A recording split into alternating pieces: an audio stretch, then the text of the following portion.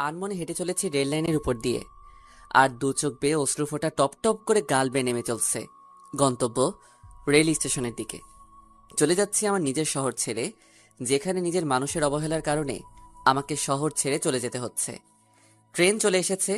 আমি চোখ মুছে ট্রেনে উঠে পড়লাম। এবার আমি আমার পরিচয়টা দিয়ে নেই। আমি মেহেদী হাসান, অনার্স দ্বিতীয় বর্ষে পড়ি। আমার মা বাবা থাকতেই আমি অনাথ। তাদের থেকে অনেক দূরে চলে যাব, যেন আমার মতো একজন কুলাঙ্গার ছেলে তাদের পরিচয় না দেই। ট্রেন থেকে নেমে পড়লাম। সাইনবোর্ডে তাকিয়ে দেখি এই জায়গার নাম চাঁদপুর। আমি কিছুক্ষণ স্টেশনে এক চেয়ারে বসে বসে মা বাবা আর ছোট ভাইটার কথা মনে পড়ছে। আর দু চোখ বেয়ে শুধু পানি পড়ছে। শুধু একটা মানুষের জন্য আমাকে আমার মা বাবা নিজের বাড়ি থেকে তাড়িয়ে দিলেন। তবে আমিও ভেবে নিয়েছি, কোনো দিন নিজের শহরে যাব না, আর মা বাবাকে আমার এই চেহারা দেখাবো না। আর যে মানুষটার জন্য আমার আজ এই অবস্থা, তাকে আমি কোনোদিন ক্ষমা করব না। আজীবন ঘৃণা করে যাব। এখন একটা থাকার জায়গা করতে, তারপর কলেজে ভর্তি হতে হবে। কিন্তু কে সাহায্য করবে আমাকে? আমি তো কাউকে চিনি না এখানে। এবার স্টেশন থেকে বেরিয়ে শহরের দিকে যাচ্ছি। এভাবে হাঁটতে হাঁটতে কখন যে রাত হয়ে যায় মনে নাই। আমি রাস্তার ল্যাম্প পোস্টের নিচে দাঁড়িয়ে আছি, আর তখনই একটা মেয়ে দৌড়িয়ে এসে আমার পিছনে দাঁড়ালো। তারপর আমি সামনে তাকিয়ে দেখি দুইটা মাতাল লোক মেয়েটাকে তাড়া করেছিল। আমাকে দেখে লোক দুটো চলে গেল। এবার আমি মেয়েটির দিকে তাকালাম। ল্যাম্প পোস্টের আলোয় মেয়েটাকে অনেক সুন্দর লাগছে। আমি বললাম, আপনাকে কেন তাড়া করছিল ওই দুটো লোক? মেয়েটি কেঁদে কেঁদে বলল, আমি আমার এক বান্ধবীর বাসা থেকে আসছিলাম, আর তখনই এই মাতাল লোক দুটি পিছু নেয়, আর তারপরে আপনাদের সাথে দেখা। বুঝলাম। আর কোনো সমস্যা নেই, আপনি এখন যেতে পারেন। লোক দুইটা পালিয়ে গেছে। না, আমার খুব ভয় পাচ্ছে। আমি কোনো দিন রাতে এভাবে একা একা বের হইনি। খুব ভয় পাচ্ছি আমি। আপনি যদি কিছু মনে না করতেন তাহলে আমাকে একটু বাড়ি পর্যন্ত দিয়ে আসবেন। আমি কিছুক্ষণ ভেবে, আসলেই মেয়েটি অনেক ভয় পেয়ে আছে, আর তাছাড়া একা একটা মেয়ে, তাই আর কিছু না ভেবে তার সাথে যেতে চাইলাম। আপনার নামটা কি জানতে পারি? মেহেদী হাসান। আপনার নাম কি? আমার নাম রিমি। আমি অনার্স প্রথম বর্ষে পড়ি। বাড়িতে বাবা আর ছোট একটা বোন আছে। আপনার? আমি অনার্স দ্বিতীয় বর্ষে পড়ি, আর আমি এতিম। আমার কেউ নেই। মিথ্যা বললাম, কারণ যারা আমাকে বিনা দোষে বাড়ি থেকে বের করে দিতে পারে, তাই তাদের পরিচয় না না দেওয়াই শ্রেয়। এবার মেয়েটির দিকে তাকিয়ে দেখি মেয়েটি আমার দিকে এক দৃষ্টিতে তাকিয়ে আছে। হয়তো আমার উপর মায়া হচ্ছে। হাঁটতে হাঁটতে রিমিদের বাসায় চলে আসলাম। রিমিরা বেশি বড়লোক না, আবার বেশি গরিব না। মোটামুটি এইরকম শহরে ভালোভাবে চলাফেরা যাবে। আমি রিমিকে বাড়ি দিয়ে যখনই চলে আসবো, তখনই রিমি আমাকে ডাকলো আর বলল, আমাদের এখানে আজকে রাতটা খেয়ে তারপর না হয় চলে যাবেন। অবশ্য আমারও প্রচুর ক্ষুধা পেয়েছে। তাই সেই সকালে ভাতের বদলে বাবার কাছে মার খেয়ে বের হয়েছি। তাই আর মানা করতে পারলাম না। বাসার মধ্যে ঢুকে দেখি সুন্দর একটা বাড়ি, সবকিছু সাজানো গোছানো। তারপর রিমি তার আম্মুকে সবকিছু বলল, আর আমাকে দেখিয়ে দিল। রিমির আম্মু আমার কাছে এসে কাঁদতে কাঁদতে বলল, আমার মেয়েকে বাঁচিয়ে তুমি অনেক বড় সাহায্য করলে বাবা। তোমার প্রতি আমরা সারা জীবন ঋণী হয়ে থাকবো। ছিছি খালাম্মা, কি বলছেন এসব? মা কোনোদিন ছেলের কাছে ঋণী থাকতে পারে? আমি তো আপনার ছেলের মতোই, তাই না? রিমি এসে বলল, আহ মা, সে কখন থেকে ক্ষুধা পেয়েছে, তাড়াতাড়ি খেতে দাও। আমি হাত মুখ ধুয়ে টেবিলে বসে খাবারের জন্য অপেক্ষা করছি। আর তখনই রিমির বাবা আসলো। আমি আবার সব বাবাকে একটু ভয় পাই, তাই সাথে সাথে দাঁড়িয়ে গেলাম। রিমি, কে এই ছেলে? তাকে তো কোনোদিন দেখিনি আমাদের এলাকায়। তারপর রিমি তার বাবাকে সব ঘটনা খুলে বলল। আর তখন রিমির বাবা বলল, তোমার যেহেতু কেউ নাই, তো কি হয়েছে? আমরা তো আছি। রিমির বাবা এরূপ কথা শুনে খুব খুশি হলাম, আর আমরা সবাই মিলে খেতে বসলাম। তখন রিমির বাবা বলল, তোমার যখন থাকার কোনো জায়গা নেই, তাহলে আমাদের এখানে থাকবে। আর সকালে কলেজ করবে, আর বিকাল থেকে রাত পর্যন্ত আমার সাথে আমার ব্যবসায় সাহায্য করবে। আমি রিমির বাবার কথা শুনে খুব খুশি হলাম। যাক, অন্তত থাকার জায়গা আর একটা কাজ তো পেলাম। তারপরে রাতের খাবার খেয়ে রিমি আমাকে একটা রুমে নিয়ে গেল। দুজনে মিলে রুমটা একটু গোছালাম। আসলেই রিমি মেয়েটা অনেক সুন্দর আর অনেক ভালো। তবে রিমি আমার দিকে একটু পরপর আর চোখে তাকাচ্ছে, আর মিট মিট করে হাসছে। সকালে উঠে ফ্রেশ হয়ে হালকা নাস্তা করে রিমির সাথে তাদের কলেজে গেলাম। ভর্তির কাজ সব শেষ হলে 3টা ক্লাস করে বাইরে এসে দেখি রিমি আমার জন্য বাইরে দাঁড়িয়ে আছে। কেমন হলো আজকের ক্লাসগুলো? অনেক ভালো, আর কলেজটা অনেক সুন্দর, খুব ভালো লাগছে আমার। তারপর কলেজ থেকে এসে দুপুরের খাবার খেয়ে খালুজানের সাথে তাদের দোকানে গেলাম। খালুর দোকানটা অনেক বড়, তাই আমি খালুর কাজে সাহায্য করলাম। এভাবে চলতে থাকে আমার নতুন জীবন। এখন আমি অনার্স ফাইনাল ইয়ারে, আর রিমি 3য় বর্ষ। রিমির মা বাবা আমাকে অনেক ভালোবাসে, একদম তাদের নিজের ছেলের মতো। আর রিমির ছোট বোনটা তো আমাকে ছাড়া কিছুই বোঝে না, সব সময় ভাইয়া ভাইয়া করে। আমিও তাকে খুব ভালোবাসি। রিমির ছোট বোনের নাম হলো মিনি। তবে রিমির ব্যবহার দেখে আমি খুব অবাক হই। মেয়েটা এত ভালো, আর মাঝে মাঝে রিমির আচরণ দেখে মনে হয় রিমি আমাকে খুব ভালোবাসে। আমার কখন কি লাগবে সব সময় চোখে চোখে রাখবে, কেয়ার করবে, মিষ্টি শাসন করবে। রিমির মিষ্টি শাসন আর কেয়ারগুলো খুব ভালো লাগে। একদিন আমি কলেজে এক মেয়ে বন্ধুর সাথে কথা বলছি, আর সামনে গেটের দিকে যাচ্ছি, আর তখনই দেখি সামনে রিমি, কিন্তু তার চোখ দিয়ে অনবরত পানি বের হচ্ছে। আমি আমার বন্ধুর কাছ থেকে বিদায় নিয়ে যেই রিমির কাছে যাব, তখনই ঠাস, রিমি আমাকে অনেক জোরে একটা থাপ্পড় মারলো। থাপ্পড় মেরে রিমি চলে গেল বাসায়, আর আমি মাথা নিচু করে দাঁড়িয়ে আছি। চোখ দিয়ে 2 ফোঁটা নোনা জল বেরিয়ে আসলো। আবার সেই পুরনো কথা মনে করে দিল। 2 বছর আগে ঠিক একইভাবে আমাকে চড় মেরেছিল আমার এক খুবই কাছের মানুষ। খুব কষ্ট পেয়েছিলাম তখন। রিমি আমাকে থাপ্পড় মারলো, কিন্তু 2 বছর আগে আমাকে এভাবে থাপ্পড় মেরেছিল, তখন হাজার গুণ কষ্ট পেয়েছিলাম। কলেজের পর আমি আর রিমিদের বাড়ি যাইনি। একটা ট্রেন লাইনে বসেছিলাম। বসে থাকতে থাকতে আজ আর খালুর দোকানে যাওয়া হলো না। রিমি আমাকে থাপ্পড় মেরেছে, এই জন্য আমি কষ্ট পাইনি। রিমি আমাকে থাপ্পড় মেরে আমার পুরনো কথা মনে করিয়ে দিয়েছে, তাই খুব কষ্ট হচ্ছে। তাই বসে আছি আর সিগারেট খাচ্ছি। হঠাৎ করে ফোনটা বেজে উঠলো। হাতে নিয়ে দেখি রিমি ফোন দিয়েছে। আমি রিসিভ না করে ফোনটা সাইলেন্ট করে রেখে দিলাম। আবার পুরনো কথা ভাবছি। ভাবতে ভাবতে রাত 10টা বেজে গেল। এবার ফোনটা হাতে নিয়ে দেখি খালুজানের 6বার কল দিয়েছেন। আবার ফোন এসেছে খালুর। আমি রিসিভ করলাম। খালু বলল, মেহেদি, তুমি কোথায়? কত টেনশন হচ্ছে, তুমি তাড়াতাড়ি বাসায় আসো। জি খালু, আসছি। কিছুক্ষণ হাঁটার পর বাড়ি চলে আসলাম। কলিং বেল চাপতেই খালা দরজা খুলে দিল। কোথায় ছিলে তুমি বাবা? সে কখন থেকে বসে আছি। যাও হাত মুখ ধুয়ে আসো। জি খালা, আসছি।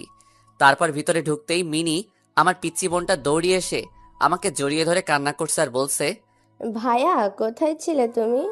জানো আমি কত কান্না করছি তোমার জন্য, আর আপু এখনো কান্না করছে তুমি আসোনি তাই। আর হবে না আমার পাগলি বোনটি, এবারের মতো ক্ষমা করে দাও আমাকে। কিন্তু রিমি কান্না করছে শুনে খুব খারাপ লাগছে। আমি এবার রিমির রুমের দিকে গেলাম, আর রিমি বলে ডাক দিলাম। রিমি আমার দিকে যেই তাকালো আমি তো ভয় পেয়ে গেলাম। রিমির চোখ লাল ও ফুলে আছে, হয়তো কান্না করে এ অবস্থা হয়েছে। এবার রিমি দৌড়িয়ে এসে আমাকে জড়িয়ে ধরে জোরে জোরে কান্না করে দিল। আমি তো বেশ অবাক হলাম। কোথায় ছিলে তুমি? জানো আমি কত টেনশনে ছিলাম। আমি মনে করেছি তুমি আমাদের ছেড়ে চলে গেছো। তুমি আমায় ছেড়ে কোথাও যাবে না, আগে প্রমিস করো। আমি রিমিকে বুক থেকে সরিয়ে দিয়ে বললাম, কোথায় যাব আমি? তোমরা ছাড়া তো আর কেউ নেই আমার, তাহলে কোথায় যাব বলো আমি? হুম, মনে থাকে যেন। আর যেখানে যাবে আমাকে বলে যাবে। তাহলে আমাকে কলেজে ওইভাবে সবার সামনে থাপ্পড় মারলে কেন? তাহলে তুমি ওই মেয়েটার সাথে অমনভাবে হেসে কথা বলছিলে কেন? তুমি জানো কতটা কষ্ট হয়েছিল? কই হেসে কথা বলছি? আর ও তো আমার ক্লাসমেট, ওর সাথে তো কথা বলতেই পারি। আর ওর সাথে কথা বলেছি তো তোমার কি? আমার কি মানে? আমি তোমাকে ভালোবাসি। আমি নিজের জীবনের থেকেও তোমাকে ভালোবাসি। তোমার সরলতাকে আমি ভালোবেসে ফেলেছি। এবার আমি রিমির থেকে এক ঝাটকায় দূরে সরে আসলাম। কি বলছো এসব তুমি? জানো তুমি কি বলছো? আরে হয় না রিমি, আমি একজন এতিম। তোমার বাবা আমাকে আশ্রয় দিয়েছেন, আমি তার সাথে বিশ্বাসঘাতকতা করতে পারবো না। আর তাছাড়া তোমার বাবা জানতে পারলে আমাকে কোনোদিন ক্ষমা করবেন না। আমাকে তুমি ভুলে যাও।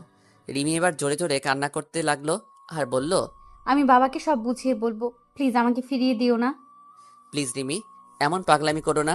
আর সবাই বাড়িতে আছে, কেউ শুনে ফেলে দিলে আমায় সবাই ভুল বুঝবে রিমি। আমি আর কথা না বাড়িয়ে যেই রিমি রুম থেকে বাইরে আসবো, তখন দেখি রিমির মা দরজার পিছনে দাঁড়িয়ে আছে।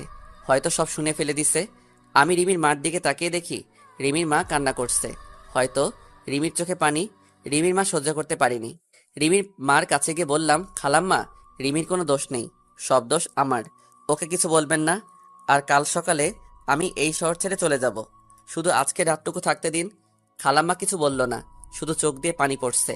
আমি এই বলে নিজের রুমে চলে আসলাম, আর রুমের দরজা বন্ধ করে দিলাম। আর কান্না করতে লাগলাম। আবার সেই 2 বছর আগে পুরনো কথা মনে পড়ে গেল। সেদিনও ঠিক এইভাবে আমাকে একজন জড়িয়ে ধরেছিল আর এই কথাগুলো বলেছিল। তবে সেই কথাটা মিথ্যা কথা আর অভিনয় হতে পারে, এটাই আমার ন্যায্য পাওনা। পুরনো কথা ভাবতে ভাবতে আবার চোখ দিয়ে অনবরত পানি পড়ছে। এভাবেই সারা রাত কাটিয়ে দিলাম। আর এদিকে রিমির মা রাতে ঘটে যাওয়া সব কাহিনী রিমির আব্বুকে বলল। রিমির আব্বু বলল, ছেলেটা বেশ ভালো, খুব সহজ সরল, যেটা বলি সেটাই শুনে, কোনোদিন কথার প্রতিখেলাপ করেনি। আর ছেলেটা ভালো শিক্ষিত, রিমির সাথে ভালো মানাবে। আর মিনিকে একেবারে ছোট বোনের মতো দেখে। তাই ভাবছি কাল সকালে মেহেদির সাথে কথা বলে রিমির সাথে বিয়ের কথাটা সেরে ফেলবো। পরের দিন খুব সকালে উঠে আমি আমার ব্যাগপত্র গুছিয়ে রিমির বাবার জন্য একটা চিঠি লিখে সেটা বিছানার উপর বাড়ি থেকে বেরিয়ে পড়লাম। আবার রেল স্টেশনের দিকে হাঁটতে থাকলাম। আবার কোনো অন্য শহরে চলে যেতে হবে এটা ভেবেই খুব কান্না পাচ্ছে যে রিমি মেয়েটা খুব ভালোবাসে আমায়। আর পাগলি বোনটিকে খুব মিস করব। খালা খালুকে খুব মনে পড়বে। কিন্তু কিছু করার নেই। আমি ট্রেনের জন্য স্টেশনে বসে আছি। ট্রেন আসতে 1 ঘন্টা দেরি হবে। আর এদিকে রিমির মা ঘুম থেকে উঠে রিমির কাছে গিয়ে কাল রাতের কথা সব বলল রিমির কাছে। রিমি তা শুনে প্রায় পাগলের মতো হয়ে গেল খুশিতে, তার মাকে জড়িয়ে ধরল। এবার রিমি দৌড়িয়ে মেহেদি রুমে গেল। আর যখনই দরজায় নক করতে যাবে তখন দেখে দরজা খোলা রয়েছে।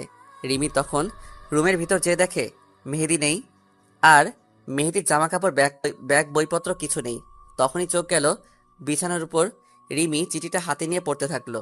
চিঠি পড়া শেষে রিমি চিৎকার দিয়ে আম্মু বলে ডাক দিয়ে বেহুশ হয়ে পড়ে গেল। সাথে মেহেদির রুমে গিয়ে দেখে রিমি বেহুশ হয়ে পড়ে আছে। রিমির মা সাথে সাথে রিমির খাটের উপরে তুলল। রিমির বাবা রিমির হাতে একটা কাগজ দেখলো আর কাগজটা খুলে দেখে একটা চিঠি। রিমির বাবা চিঠি পড়তে লাগলো। শ্রদ্ধেয় খালুজান, প্রথমেই সালাম নিবেন। আশা করি আপনি এতক্ষণে সব জেনে গেছেন। এতে রিমির কোনো দোষ নেই খালুজান। তাই আমি এই শহর থেকে চলে যাচ্ছি। আর কোনোদিন হয়তো দেখা হবে না। তাই এই এতিম ছেলেটাকে ক্ষমা করে দিবেন আর নিজের শরীরের দিকে একটু খেয়াল রাখবেন। এতিম ছেলে। রিমির বাবা চিঠিটা পড়া মাত্র প্রথমে বাস স্ট্যান্ডে গেল খুঁজতে, কিন্তু পেল না। তারপর রেল স্টেশনের দিকে গেল আর তখন দেখলো মেহেদি একটা বেঞ্চের উপরে মাথা নিচু করে বসে আছে। রিমির বাবা মেহেদির কাছে গিয়ে মাথায় হাত বুলালো। আর তখনই মেহেদি উপরে তাকিয়ে দেখে খালুজান। খালু, আপনি এখানে? আমার ছেলেটাকে নিয়ে নিতে এসেছি। কিছুই তো বুঝলাম না। কাল রাতে রিমির মা সব বলেছে আমায়।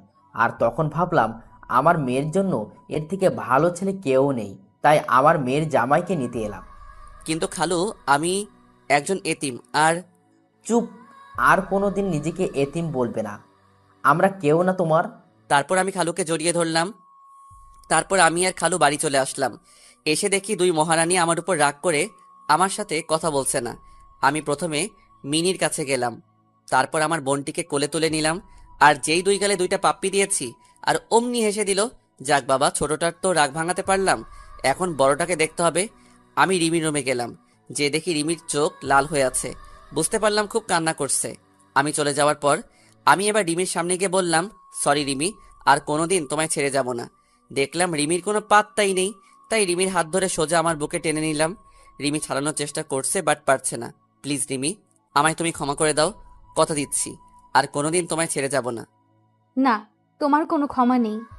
আর আমি আপনাকে ভালোবাসি না। সত্যি ভালোবাসো না? না। তাহলে আর কি করা, আবার চলে যাই, আর কোনোদিন আসবো না। এই কথা বলে যেই আসতে যাব আর তখনই রিমি আমাকে শক্ত করে জড়িয়ে ধরলো। আমি তোমাকে কোনো দিন যেতে দেব না। তোমাকে শক্ত করে জড়িয়ে ধরে রাখবো। আমিও পাগলিটাকে শক্ত করে জড়িয়ে ধরলাম। হঠাৎ করে রিমির ছোট বোন মিনি চলে আসলো। কি ভাইয়া, বউকে পেয়ে কি নিজের বোনকেই ভুলে গেলে? আরে আমার পিচ্চি বড়িটা, তোমাকে আমি ভুলে যেতে পারি? তুই আমার কলিজার ছোট পিচ্চি বোন। এই বলে মিনিকে কোলে তুলে নিলাম। আর সেই সময় দুই বোন আমার দুই গালে একটা করে পাপ্পি দিল। তারপরে দুজনকে জড়িয়ে ধরলাম। সবাই মিলে রাতে খাবার খাচ্ছি। তখন রিমির বাবা বলল, আগামী পরশুদিন তোমাদের বিয়ে, তোমাদের কোনো আপত্তি আছে? রিমি দেখলাম লজ্জায় মাথা নিচু করে বসে আছে। আমি বললাম, না খালু, আমার কোনো আপত্তি নেই। তারপর আমরা খাবার খেয়ে যে যার রুমে গিয়ে শুয়ে পড়লাম। কিছুক্ষণ পর আমার রুমের দরজা খোলার আওয়াজ পেলাম। তাকিয়ে দেখি রিমি আমার রুমে আসছে। রিমি, তুমি এখানে এই রাতে কি করছো এখানে? কেউ দেখে ফেললে কি বলবে সবাই? কেউ দেখবে না। আর আমি আমার হবু স্বামীর রুমে আসছি, তাতে কার কি আসে যায়? কিন্তু আমাদের এখনো বিয়ে হয়নি তো। তুমি যাও, এখন কেউ দেখলে খারাপ ভাববে। না, আমি যাব না। যদি তুমি আজকের মতো কাল সকালেও যদি তুমি চলে যাও, তাহলে আমি আজ রাতে তোমার সাথে থাকবো। কি কি বলছো তুমি? তোমার মাথা ঠিক আছে? বিয়ের আগে একটা ছেলে আর একটা মেয়ে, একসাথে ঘুমাবে, আর আমি কোথাও যাব না তোমাকে ছেড়ে। তা আমি শুনবো না। আমি আজ এখানেই তোমার সাথে ঘুমাবো। আর কেউ যদি আমাকে রাখতে না চায় তাহলে আমি সারা রাত বসে বসে কান্না করব। আচ্ছা ঠিক আছে, তুমি বিছানায় ঘুমাও, আমি নিচে শুয়ে পড়ছি। না, তুমি আমার সাথে বিছানায় ঘুমাবে। এই চিল্লাচ্ছ কেন? কেউ শুনে ফেলবে। তুমি বিছানায় না আসলে আমি আরো চিল্লাবো। আচ্ছা ঠিক আছে, বিছানায় ঘুমাবো। এবার আমি বিছানায় গিয়ে খাটের এক পাশে শুয়ে পড়লাম, আর রিমি আমার এক পাশে শুয়ে পড়লো। শুয়ে শুয়ে দুজন গল্প করছি, আর তখনই রিমি আমাকে জড়িয়ে ধরলো। আমিও রিমিকে জড়িয়ে ধরলাম। তারপর রিমি মুখ উঠিয়ে আমার দিকে এক দৃষ্টিতে তাকিয়ে আছে, আর আস্তে আস্তে রিমি আমার এত কাছে চলে আসলো, রিমির নিঃশ্বাসের শব্দ শোনা যাচ্ছে, আর গরম নিঃশ্বাস আমার মুখে আশ্রিয়ে পড়ছে। তারপর রিমি আমার ঠোঁটে ঠোঁট রাখলো। সে কি অনুভূতি, আপনারা না করলে কেউ বুঝতে পারবেন না। এভাবে প্রায় 8 মিনিট কিস করার পর রিমি আমাকে ছেড়ে দিল। দুজনে তখন প্রায় পাগলের মতো হাঁপাচ্ছি। তারপর রিমি আমার বুকে মাথা রাখলো আর বলল, কখনো আমাকে ছেড়ে চলে যাবে না তো? না পাগলি, আমি তোমাকে ছেড়ে কখনো যাব না। তাই বলে রিমি শক্ত করে বুকের সাথে জড়িয়ে ধরলাম। রিমিও আমাকে শক্ত করে জড়িয়ে ধরলো। তারপর রিমির কপালে একটা ভালোবাসার পরশ এঁকে দিলাম, আর ঘুমিয়ে পড়লাম। সকালে উঠে দেখি রিমি এখনো ঘুমিয়ে আছে। কি অপূর্ব লাগছে রিমিকে। চুলগুলো এলোমেলোভাবে মুখের উপর রয়েছে। আমি রিমির মাথায় আর একটা ভালোবাসা এঁকে দিলাম, আর তখনই রিমি উঠে পড়ল। রিমি উঠে আমার গালে একটা কিস করে উঠে ফ্রেশ হয়ে সকালে নাস্তা করে দুজনে একসাথে কলেজে গেলাম। আজ আমাদের বিয়ে হয়ে গেল। বেশি একটা আয়োজন করা হয়নি, ভালোভাবে আমাদের বিয়েটা সম্পূর্ণ হয়ে গেল। রিমি এখন বাসর ঘরে অপেক্ষা করছে, আর আমি ছাদের উপর বসে বসে পুরনো কথা ভাবছি, আর দু চোখ বেয়ে অঝোর ধারায় পানি পড়ছে। হঠাৎ করে কারো হাত আমার কাঁধের উপর অনুভব করলাম। তাড়াতাড়ি করে চোখের পানি মুছে ফেলে পিছনে ঘুরে দেখি রিমি দাঁড়িয়ে আছে বিয়ের সাজে। রিমি, তুমি এখানে কেন আসলে? আমি এখনই নিচে নামছিলাম। তুমি কান্না করছো কেন? কোনো অন্যায় করেছি আমরা বা আমি? এই পাগলি, তুমি অন্যায় করবে কেন? তোমায় তো আমি খুব ভালোবাসি। তাহলে কান্না করছো কেন? আসলে আমার মা বাবার কথা খুব মনে পড়ছে, তাই একটু কান্না পাচ্ছিল। কান্না করি আর কি হবে, চলো নিচে চলো। চলো। না, আমি যাব না। কেন যাবে না? আমাকে কোলে নিতে হবে। রিমিকে কোলে নিয়ে নিচে চলে আসলাম। তারপর বাসর ঘরে ঢুকে রিমি আমার বুকে মাথা রেখে শুয়ে পড়ল। আমিও রিমিকে জড়িয়ে ধরে শুয়ে পড়লাম। এভাবে চলছিল আমাদের সংসার জীবন। খুব সুখে জীবন যাপন করছিলাম।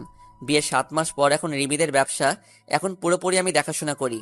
একদিন হঠাৎ করে কেউ পিছন থেকে মেহেদি বলে ডাক দিল। আমি পিছনের দিকে তাকিয়ে আমি বিরাট বড় শক খেলাম। মনে হলো আমি নিজেকে হারিয়ে ফেলেছি। পিছনে তাকাতেই মেয়েটা আমাকে শক্ত করে জড়িয়ে ধরে হাউমাউ করে কান্না করতে থাকলো। হ্যাঁ, এই মেয়েটির নাম হলো অনিকা। তুমি কোথায় ছিলে এতদিন? তুমি জানো তোমাকে আমি পাগলের মতো খুঁজেছি, কিন্তু তোমাকে কোথাও পাইনি। তুমি চলে যাবার পর আমি তোমার জন্য প্রতি রাতে কান্না করেছি। আমার একটা ফুলের জন্য তুমি আমাকে এত বড় শাস্তি দেবে? আমি তো তোমার সাথে একটু মজা করেছিলাম, আর তুমি সেই মজা সিরিয়াসলি নিয়ে তুমি কেন আমায় ছেড়ে চলে আসলে? আমি অনিকাকে সরিয়ে দিয়ে বললাম, দেখেন, আমার জীবনে অতীতে যা ঘটে গিয়েছে আমি সব ভুলে গেছি। আর তাছাড়া আমার এখন একটা ভবিষ্যৎ আছে। আমি এখন বিবাহিত। অনিকা আমার কাছ থেকে এই কথা মনে হয় আশা করেনি। তাই অনিকা আমার দিকে অবাক চোখে তাকিয়ে আছে, আর দু চোখ বেয়ে পানি পড়ছে। আমি চাই না যে তুমি আমাদের বিবাহিত জীবনে দেয়াল হয়ে দাঁড়াও। তোমার ওই দিনের ঘটনার পরে তোমাকে সবচেয়ে বেশি ঘৃণা হয়। তোমার কথা মনে পড়লে আমার প্রচণ্ড রকমের রাগ হয়। আর তোমার জন্য আমি আমার বাবা মা আমাকে ভুল বুঝলো, আমাকে বাড়ি থেকে তাড়িয়ে দিল। তাই তুমি আমার সামনে আসবে না। তোমাকে আমার একদম সহ্য হয় না। তাই তুমি না আসলে আমি বেশি খুশি হব। অনিকা কান্না করতে করতে চলে গেল। আমি হঠাৎ করে পিছনে তাকিয়ে দেখি রিমি দাঁড়িয়ে, আর রিমির চোখ দিয়ে টপ টপ করে পানি পড়ছে। হয়তো রিমি সব শুনে ফেলেছে। আমি রিমিকে দেখে কোনো অবাক হইনি, কারণ সত্য কথা কোনোদিন চাপা থাকে না। এবার আমি রিমির সামনে গেলাম। রিমি আমাকে শক্ত করে জড়িয়ে ধরে কান্না করতে থাকলো। আমিও রিমিকে শক্ত করে জড়িয়ে ধরলাম। কে ওই মেয়েটা তোমাকে জড়িয়ে ধরে ভালোবাসি বললো? আমার অতীত। তুমিই তো বলেছিলে তুমি এতিম, তোমার কেউ নেই। তাহলে আমার সাথে মিথ্যা বললে কেন? আমি তখন পরিস্থিতির শিকার ছিলাম, আর আমার মা বাবা ছোট ভাই সবাই আছে। রিমি এবার আবার শক্ত করে জড়িয়ে ধরে বলল, আমাকে ছেড়ে যাবে না তো কোনোদিন? কান্না করে বলল, না আমার পাগলি বউ, তোমাকে ছেড়ে কোথাও যাব না। তাহলে আমাকে বলতে হবে তোমার অতীতের কথা। ভালো, আপনার গল্পগুলো আমার কাছে অনেক ভালো লাগে। বলতে গেলে আপনার প্রেমে পড়ে গিয়েছি। কি বললেন? কার প্রেমে পড়েছেন আপনি? সরি, আপনাকে না, আপনার গল্পের প্রেমে পড়ে গিয়েছি। ও ধন্যবাদ, বাঁচালেন আমাকে। আমি তো ভয় পেয়ে গিয়েছিলাম। এদিকে বারবার আম্মু ডাকছে, কলেজে দেরি হয়ে যাবে। বাই, আম্মু ডাকছে, কলেজ যেতে হবে। তাই বলে আমি অফলাইন হয়ে গেলাম। আমি ঘুম থেকে উঠে হালকা নাস্তা করে কলেজে চলে আসলাম। আমি আমার রুমে যেই ঢুকতে যাব, তখনই একটা মেয়ের সাথে ধাক্কা লেগে মেয়েটি পড়ে গেল। আমি সরি বলে চলে আসলাম আমার সিটে। আমি একবার পিছনে তাকিয়ে দেখি মেয়েটা রাগী চেহারায় আমার দিকে তাকিয়ে রয়েছে। আমি এত কিছু না ভেবে ক্লাসে মনোযোগ দিলাম। এভাবে সব ক্লাস করে কলেজ থেকে বাড়ি আসছি। তখনই আমার পিছন থেকে কে যেন শার্টের কলার ধরে টেনে ধরলো। আমি পিছনে ঘুরতেই দেখি সকালে যে মেয়ের সাথে ধাক্কা লাগলো সেই মেয়েটি। ওই সকালে আমাকে ওভাবে ধাক্কা দিয়ে ফেলে চলে গেলি, আবার আমাকে না তুলে চলে গেলি কেন? সরি বললাম তো তখন, তাহলে আবার কেন আমার কলার ধরলেন?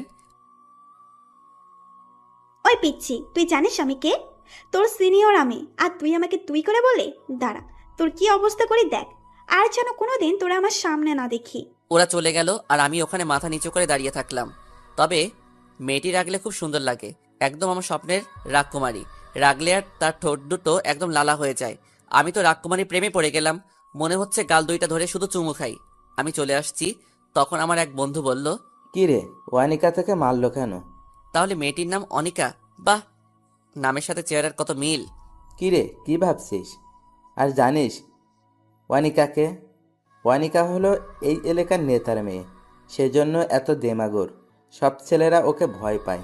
কিন্তু আমি ভয় পাই না। দোস্ত, তুই আমাকে নিয়ে চিন্তা করিস না, দেখিস একদিন অনিকা আমার হবে। মানে কি বলতে চাস তুই? আমি তো কিছুই বুঝতে পারছি না। আমার অনিকাকে খুব ভালো লেগেছে। তার রাগী মাখা চেহারা যেন কোনো রাজকুমারী। অনিকা রাগলে তার গাল দইটা লাল হয়ে যায়। আনিকার বাবা জানলে কিন্তু তোকে ছাড়বে না। সে পরে দেখা যাবে। চল আগে দুইটা সিগারেট খেয়ে বাসায় চল। তারপর সিগারেট শেষ করে আমি বাসায় চলে আসলাম। এসে ফ্রেশ হয়ে একটু ফেসবুকে ঢুকলাম। দেখলাম সকালে সেই বৃষ্টি বে আইডি থেকে মেসেজ এসেছে। দেখলাম সে অনলাইনে আছে। আপনি কোন কলেজে পড়েন? KMH সরকারি কলেজ। আপনি কোন কলেজে পড়েন? আমিও তো ওই কলেজে পড়ি। কোন ইয়ারে পড়েন আপনি? অনার্স থার্ড ইয়ারে। আপনি কোন ইয়ার? আমি সেকেন্ড ইয়ার। তাহলে কাল 10টায় বড় আম গাছের নিচে আসবেন। আমি আপনাকে দেখব, যে এত সুন্দর গল্প লিখে, তাকে একটু দেখব। ঠিক আসবো, এখন বাই। পরের দিন আমি একটু দেরি করে কলেজে গেলাম, যে দেখি অনিকা সেই আম গাছের নিচে একা দাঁড়িয়ে আছে আর মনে হয় কারোর জন্য অপেক্ষা করছে। তারপর আমাকে সেই মেয়েটি মেসেজ দিল, লেখক সাহেব কোথায় আপনি? আপনি কোথায় আছেন? আর আমি কলেজে চলে আসছি। আমি আম গাছের নিচে দাঁড়িয়ে আছি। আমি আবার গাছের নিচে তাকালাম, দেখি অনিকা ছাড়া আর কেউ নেই। এবার আমি মনে মনে একটু খুশি হলাম। তাও শিওর হওয়ার জন্য আমি আবার ওকে মেসেজ দিলাম, আপনি কি হলুদ ড্রেস পরে আছেন? তাহলে আপনি চলে আসেন, আমি আপনাকে দেখব। এবার আমি মনে মনে প্যান্ট ড্যান্স দিচ্ছি। আমি লুঙ্গি পরিনি, তাই প্যান্ট পরে একটু ড্যান্স দিলাম। তখন আমি ভাবলাম, ওকে এভাবে দেখা দেওয়া যাবে না, আমাকে সবার সামনে চড় মারা, তাই না? এবার দেখো আমি কি করি ম্যাডাম। আমি আপনার সাথে দেখা করতে পারবো না। কেন পারবেন না? আমি কি কোনো অপরাধ করেছি? আপনার অনেক দোষ আছে। কি অপরাধ বলেন? যদি সত্যি আমি কোনো অপরাধ করে থাকি, তাহলে সেইগুলো আমি সব শুধরিয়ে নিব। তুমি তোমার বাবার পাওয়ার কলেজে দেখাতে পারবে না, আর সবার সাথে ভালো ব্যবহার করতে হবে। আর গতকাল যাকে কলেজ শেষে চড় মারছো তাকে সরি বলতে হবে, আর তার ফ্রেন্ডশিপ করতে হবে। যদি এসব কথা মানতে পারো তাহলে আমার সাথে তুমি দেখা করতে পারবে। আমি রাজি, আমি সব করতে পারবো। তারপর আমি ক্লাসরুমে যাচ্ছি, তখন অনিকা আমার সামনে আসলো। কাল তোকে চড় মারার জন্য সরি। আর আমরা কি ফ্রেন্ড হতে পারি? এবার আমি না করে দিলাম, অনিকাকে একটু ভোগাতে হবে। আমিও কম কিসের, আমাকে চড় মারা, তাই না? এবার দেখবে কত ধানে কত চাল। কেন করব না আমার সাথে বন্ধু? আরে আমি বললাম তো কালকের জন্য সরি। আমি আপনার সাথে বন্ধুত্ব করব না। আপনি একটু ভালো না, সবসময় ছেলেদের সাথে খারাপ ব্যবহার করেন। যদি আবার আমার সাথে করেন? আমি বললাম তো সরি। আর কালকে আমার মাথা ঠিক ছিল না, একটু রাগ করে বাসা থেকে বের হয়েছিলাম, তাই তোকে ওই চটটা মারছিলাম। ও, তাহলে ওনের উপর রাগ আমার উপর ঝাড়লেন? আমি আসলেই সরি। আর কোনোদিন তোকে কেন আর কোনো ছেলেকে মারবো না। এবার তো আমার সাথে বন্ধুত্ব কর। ওকে বন্ধু করতে পারি, কিন্তু আমার একটা শর্ত আছে। কি সত্য বল? আমি যা বলবো তাই শুনতে হবে, আর এইসব ছেলেদের কাপড় পরা যাবে না, আর সবার সাথে ভালো আচরণ করতে হবে। ওই পিচ্ছি, তুই আমার হুকুম করার কে? আর আমি তোর কথা মানতে পারবো না। ওকে, তাহলে আমিও তোমার সাথে বন্ধুত্ব করতে পারবো না। আচ্ছা, তোর সত্ত্বে আমি রাজি। আচ্ছা, আমি এখন ক্লাসরুমে যাই। আর হ্যাঁ, আর একটা কথা, কলেজ শেষে আমার জন্য দাঁড়িয়ে থাকবা, একটা কাজ আছে। তাই বলে আমি ক্লাসরুমে চলে আসলাম। আসলে অনেকে জানে না যে ফেসবুকের মেহেদী হাসান আর আমি একই মানুষ। আসলে কোনোদিন পিক দেইনি তো, তাই চিনতে পারিনি। এসে দেখি স্যার এখনো ক্লাসে আসেনি, তাই একটু ফেসবুকে ঢুকলাম। ফেসবুকে ঢুকে দেখি অনিকা মেসেজ দিয়েছে আর অ্যাক্টিভও আছে। তুমি যা বলছো আমি তাই করেছি। আমি ওই ছেলেটার সাথে বন্ধুত্ব করেছি। এবার তো তুমি আমার সাথে দেখা করো। আমি বলেছি তো, আমার যখন সময় হবে তখন আমি নিজেই তোমার সাথে দেখা করব। তোমাকে যে কাজটুকু করতে দেওয়া হয়েছে সেইটুকু আগে করো। তাই বলে আমি অফলাইন হয়ে গেলাম আর ক্লাসে মনোযোগ দিলাম। ক্লাস শেষে আমি বাইরে এসে দেখি অনিকা একা একা সেই বড় আম গাছটার নিচে দাঁড়িয়ে আছে। আমি অনিকার কাছে গিয়ে বললাম, চলো আজ দুজন মিলে ঘুরতে যাব আর ভালো একটা রেস্টুরেন্টে দুপুরে খাবার খাবো। অনিকা আমার কথা শুনে সোজা আমার কলার ধরে বলল, কি বললি তুই? আমি তোর সাথে ঘুরতে যাব? তুই ভাবলি কি করে? ঘুরতে না গেলে বন্ধুত্ব আমি করব না তোমার সাথে। তারপর অনিকা কিছুক্ষণ ভেবে বলল, ওকে আমি রাজি। তারপর আমি আর অনিকা একটা রিকশায় উঠে চলে আসলাম একটা নদীর তীরে। রিকশায় আসার সময় অনিকা আমার সাথে একটা কথাও বলেনি। তারপর আমরা একটা নদীর তীরে চলে আসলাম। অনিকা নদীর তীরে দাঁড়িয়ে আছে আর অনিকার চুলগুলো বাতাসে এলোমেলোভাবে উড়ে বেড়াচ্ছে। আর অনিকা সেই চুলগুলো কানের কাছে নিয়ে এসে বারবার চুল ঠিক করতে ব্যস্ত হয়ে পড়ছে। আহ, অনিকাকে কি সুন্দর লাগছে! মনে হচ্ছে আমি পিছন থেকে আলতো করে জড়িয়ে ধরে হাজারবার আমি তোমাকে ভালোবাসি বলতে ইচ্ছে করছে, কিন্তু ইচ্ছা থাকলে উপায় নেই। অনিকা বলল, ওই তোর নাম কি? আমার নাম মেহেদী হাসান। তারপর অনিকা আমার দিকে কেমন দৃষ্টিতে তাকিয়ে রইল। তারপর আরেকটু ঘোরাঘুরি করে চলে আসলাম একটা রেস্টুরেন্টে গিয়ে। তারপর কিছু খাবার খেয়ে যে যার বাড়ি চলে আসলাম। বাড়ি এসে ফ্রেশ হয়ে বিকালে বন্ধুদের সাথে একটু আড্ডা দিচ্ছি আর সিগারেট টানছি। আসলে আমি একটু একটু সিগারেট টানি। আর রাতের খাবার খেয়ে শুয়ে শুয়ে ফেসবুকে লগ ইন করে অনিকার সাথে কিছু কথা বলে ঘুমিয়ে পড়লাম। পরের দিন সকালে ঘুম থেকে উঠে ফ্রেশ হয়ে কলেজে চলে আসলাম। কলেজে এসে দেখি অনিকা এখনো আসেনি, তাই একটু বন্ধুদের সাথে আড্ডা দিচ্ছি। তখনই অনিকা আসলো।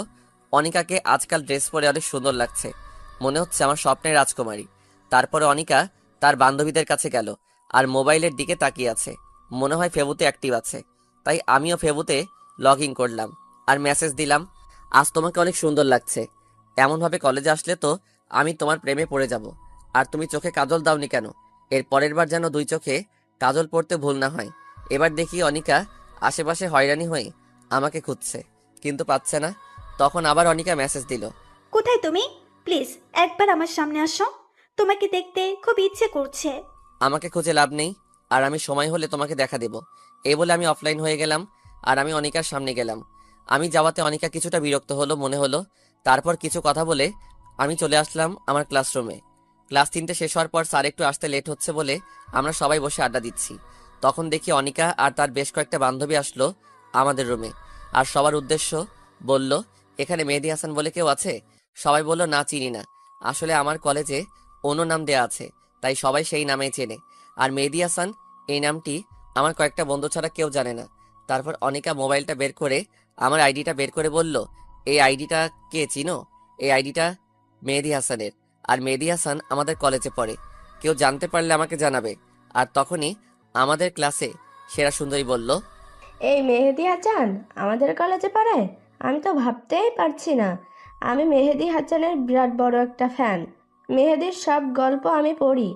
মেহেদিকে যদি কখনো কেউ খুঁজে পান তাহলে আমাকে একটু জানাবেন প্লিজ। আপু প্লিজ। আমি তো অবাক। আজ আমি যদি আমার প্রোফাইলে যদি আমার নিজের পিক দিতাম তাহলে অন্তত আজ সিঙ্গেল থাকতে হতো না। এখন নিজের কপালে নিজে চড় মারতে ইচ্ছে করছে। তারপর কলেজ শেষে আমি বাড়ি এসে ফ্রেশ হয়ে দুপুরের খাবার খেয়ে একটা ঘুম দিয়ে বিকালে বন্ধুদের সাথে আড্ডা দিতে গেলাম। আড্ডা দিয়ে এসে রাতের খাবার খেয়ে রুমে গিয়ে ফেবুতে লগ ইন করলাম। তখন দেখি অনিকা অ্যাক্টিভ রয়েছে। আমি অনিকাকে মেসেজ দিলাম, তুমি আমাকে ওভাবে প্রতিটা ক্লাসে খুঁজছিলে কেন? তুমি ভালো করে জানো আমাকে তুমি পাবে না। তোমাকে দেখতে খুব ইচ্ছে করছিল, তাই নিজেকে আর সামলাতে পারিনি। আর যেন কোনোদিন তোমাকে এভাবে আমাকে খুঁজতে না দেখি। আমার সময় হলে আমি নিজেই তোমার সাথে দেখা করে নেব। আর কিছু না বলে চ্যাট অফ করে ঘুমিয়ে পড়লাম। এভাবে আমার আর অনিকার মেসেঞ্জারে নিয়মিত কথা হয়। অনিকা আমাকে অনেক কেয়ার করে, অনেক শাসন করে। অনিকা মনে হয় আমাকে ভালোবাসে। অনিকার কথাতে অনেক বুঝতে পারি যে অনিকা আমাকে ভালোবাসে। আর এদিকে অনিকার সাথে আমার ভালোই বন্ধুত্ব তৈরি হয়েছে। আমাকে দেখে আর বিরক্ত হয় না। আজ কলেজ শেষে বিকালে বন্ধুদের সাথে আড্ডা দিতে গেছি। আর আমার এক বন্ধুর সাথে কোনো একটা বিষয় নিয়ে অনেক কথা কাটাকাটি হয়, তাই আমি রাগ করে বাড়ি চলে আসলাম। এসে কিছুই ভালো লাগছে না, তাই ঘুমিয়ে পড়লাম। আজ আর অনিকার সাথে কথা হলো না। এভাবে 2 দিন আমি কলেজে যাইনি আর ফেবুতে লগ ইন করিনি। আজ 2 দিন পর আমি কলেজে যাচ্ছি। কলেজের গেট দিয়ে ঢুকতে যাব তখনই দেখি অনিকা গেটের কাছে দাঁড়িয়ে আছে আমি অনিকার চোখের দিকে তাকিয়ে রীতিমতো ভয় পেয়ে গেছি। চোখ দুটো লাল আর ফুলে আছে, মনে হয় 2 দিন ধরে শুধু কান্না করছে। অনিকা, তোমার কি হয়েছে? তোমার চোখ ফুলে আছে কেন? তারপর অনিকা সোজা আমার কলার ধরে টানতে টানতে 5তলা একটা বিল্ডিংয়ে নিয়ে যায়। এখানে সাধারণত কেউ আসে না, আর কোনো ক্লাসও হয় না। কি ব্যাপার, তুমি আমাকে এখানে নিয়ে আসলে কেন? তুই ভেবেছিস কি, হ্যাঁ? তোকে আমি খুঁজে পাবো না? তুই আমার সাথে খেলা করেছিস। তুই আমাকে ইমোশনাল করেছিস, আমাকে ব্ল্যাকমেল করে আমাকে কান্না আর কষ্ট দুটাই করিয়েছিস। কি বলছো তুমি? আমি তো কিছুই বুঝতে পারছি না। আর তুমি কান্না করছো কেন? ওই, আমি কি বলছি? মানে তুই কিছুই বুঝতে পারিস না? তোকে আমি ভালোবাসি, তুই বুঝিস না? তোকে এত কেয়ার করি, এত শাসন করি, কি জন্য করি তুই জানিস না? আর এসব করে কাদের? যারা নিজের জীবনের থেকেও তাদের কাছে প্রিয়, তাদের কেয়ার করে। তুই কেন বুঝিস না? আমি তোকে অনেক ভালোবাসি। আমিও তোকে অনেক ভালোবাসি রে পাগলি। সেই জন্যই তো তোর সাথে বেশি কথা বলতাম। এবার অনিকা দৌড়িয়ে এসে আমাকে শক্ত করে জড়িয়ে ধরলো। আমিও আমার পাগড়িটাকে শক্ত করে জড়িয়ে ধরলাম। তুমি আমার সাথে কেন এমন করলে? তুমি কেন সেদিন আমার সামনে আসোনি বলো? আমি এমন করেছি কারণ সেদিন তুমি আমাকে সবার সামনে চড় মেরেছিলে, আর তোমার অহংকার ভেঙে ফেলার জন্য। I love you Babu. I love you two বাবু। এভাবে কিছুক্ষণ থাকার পরে দেখি অনিকার বাবা, অনিকার বড় ভাই আর আমার সেই বন্ধু চলে আসছে। আমি সাথে সাথে অনিকাকে ছেড়ে দিলাম। আর অনিকার বাবা বড় একটা নেতা। এবার অনিকার ভাই আরো কিছু লোকজন আমাকে মাটিতে লাথি মারতে লাগলো। আর অনিকার বাবা অনিকাকে টানতে টানতে নিয়ে গেল। আর এদিকে মার খাওয়ার জন্য আমার নাক মুখ দিয়ে অনেক রক্ত পড়তে লাগলো। তবু তারা একভাবে মেরেই যাচ্ছে। কখন যে বেহুশ হয়ে গিয়েছি মার খেতে খেতে। আমি বেহুশ হয়ে যাওয়ার পরেও মনে হয় আমাকে অনেক মেরেছে। তারপর আমার যখন জ্ঞান ফিরল, তখন আমি নিজেকে প্রিন্সিপালের অফিসে আবিষ্কার করলাম। আস্তে আস্তে যখন চোখ খুললাম, তখন সামনে দেখি অনিকা, অনিকার আব্বু আর তার বড় ভাই আছে। আর এদিকে দেখি আমার আব্বু আর আমার আম্মু রয়েছে। আম্মু আমাকে চোখ খুলতে দেখে একভাবে কান্না করেই যাচ্ছে। খুব কষ্ট হচ্ছে উঠতে, শরীরে খুব ব্যথা, কোনোভাবেই উঠতে পারছি না। তখন আমার মা আমাকে সাহায্য করতে আসছিল, তখন বাবা মা আটকিয়ে দিল।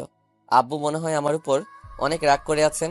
এবার আমি অনিকার দিকে তাকালাম, দেখি অনিকা চুপ করে মাথা নিচু করে দাঁড়িয়ে আছে, আর চোখ দুইটা লাল ও ফুলে আছে। এবার অনিকার বাবা বলা শুরু করলো। দেখুন প্রিন্সিপাল সাহেব, আমি আপনাকে অনেক সম্মান করি, সেহেতু আপনার উপর কোনো কথা বলবো না আমি। এই ছেলে আমার মেয়েকে গত 6 মাস ডিস্টার্ব করছে আর বারবার প্রেমের প্রস্তাব দিয়েছে। আমার মেয়ে যখন তার কথায় রাজি হয়নি, তখন সে আমার মেয়েকে একা ডেকে নিয়ে গিয়ে ধস্তাধস্তি করার চেষ্টা করে। এখন আপনি যা মনে করেন তাই বিচার করুন। চাইলে আমার মেয়ে আনিকাকে প্রশ্ন করতে পারেন। আমার কথা বলার কোনো শক্তি নেই, খুব পানি তৃষ্ণা পেয়েছে, গলা একদম শুকিয়ে গেছে, কোনো কথা বলতে পারলাম না। এবার আমাদের প্রিন্সিপাল অনিকাকে প্রশ্ন করলো।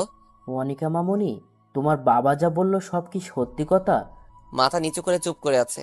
তুমি ভয় পাচ্ছ মামুনি? এখানে ভয় পাওয়ার কি আছে? তুমি নির্ভয়ে বলো মামুনি, কেউ তোমাকে কিছু বলবে না। আমি নিশ্চিত ছিলাম যে অনিকা আমাকে ভালোবাসে, সে মিথ্যা বলবে না। কিন্তু অনিকা আমার ভালোবাসাকে অপমান করলো, আমার বিশ্বাসকে মাটি চাপা দিল, আমাকে মিথ্যা অপবাদে ফাঁসিয়ে দিল, যা আমি কোনোদিন অনিকার কাছ থেকে আশা করিনি। হ্যাঁ স্যার, ওই ছোট লোকের বাচ্চা আমাকে প্রতিদিন ডিস্টার্ব করতো। আমি প্রতিদিন মানা করার পরেও আমাকে প্রতিদিন ডিস্টার্ব করতো। আজ আমি ওকে চড় মারতে গিয়েছি, তখন আমাকে টানতে টানতে 5তলায় নিয়ে গিয়ে আমাকে। হু হু হু করে কেঁদে দিল, চিৎকার করে বলল। আমি অনিকার কথা শুনে আমার মাথায় আকাশ ভেঙে পড়ল। আমি এক দৃষ্টিতে অনিকার দিকে তাকিয়ে আছি।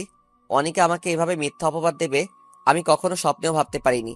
অনিকার কথা শুনে আমার ভীষণ কষ্ট হচ্ছে। আমার বুকের মধ্যে অজানা একটা ব্যথা উঠল। মেহেদি, তোমার থেকে আমি এরকম আশা করিনি। তোমাকে এখন এই কলেজ ছেড়ে চলে যেতে হবে, তাও আবার বিনা নোটিশে।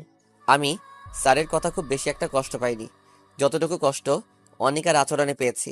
আমার বাবা মা কোনো কথা বলেনি, মাথা নিচু করে দাঁড়িয়ে আছে, আর আমার মা কান্না করেই যাচ্ছে। বাবা মা আমাকে রেখে তারা বাড়ি চলে আসলো, আর অনিকাকে তার বাবা আর ভাই নিয়ে গেল। অনিকা আমার দিকে অবাক দৃষ্টিতে তাকিয়ে আছে, কিন্তু তার এইভাবে তাকানো দেখে অনিকার প্রতি আমার প্রচণ্ড ঘৃণা হতে লাগলো। হ্যাঁ, এই মেয়েকে আমি সবচেয়ে বেশি ঘৃণা করি। সে আমাকে এভাবে ঠকাতে পারলো, কিভাবে পারলো এই কাজটা অনিকা? আমি আবার কান্না শুরু করে দিলাম। তখন আমার বেস্ট ফ্রেন্ড এসে আমাকে ধরে উঠালো, কিন্তু আমার উঠার শক্তিটুকু নেই, প্রচন্ড কষ্ট হচ্ছে উঠতে।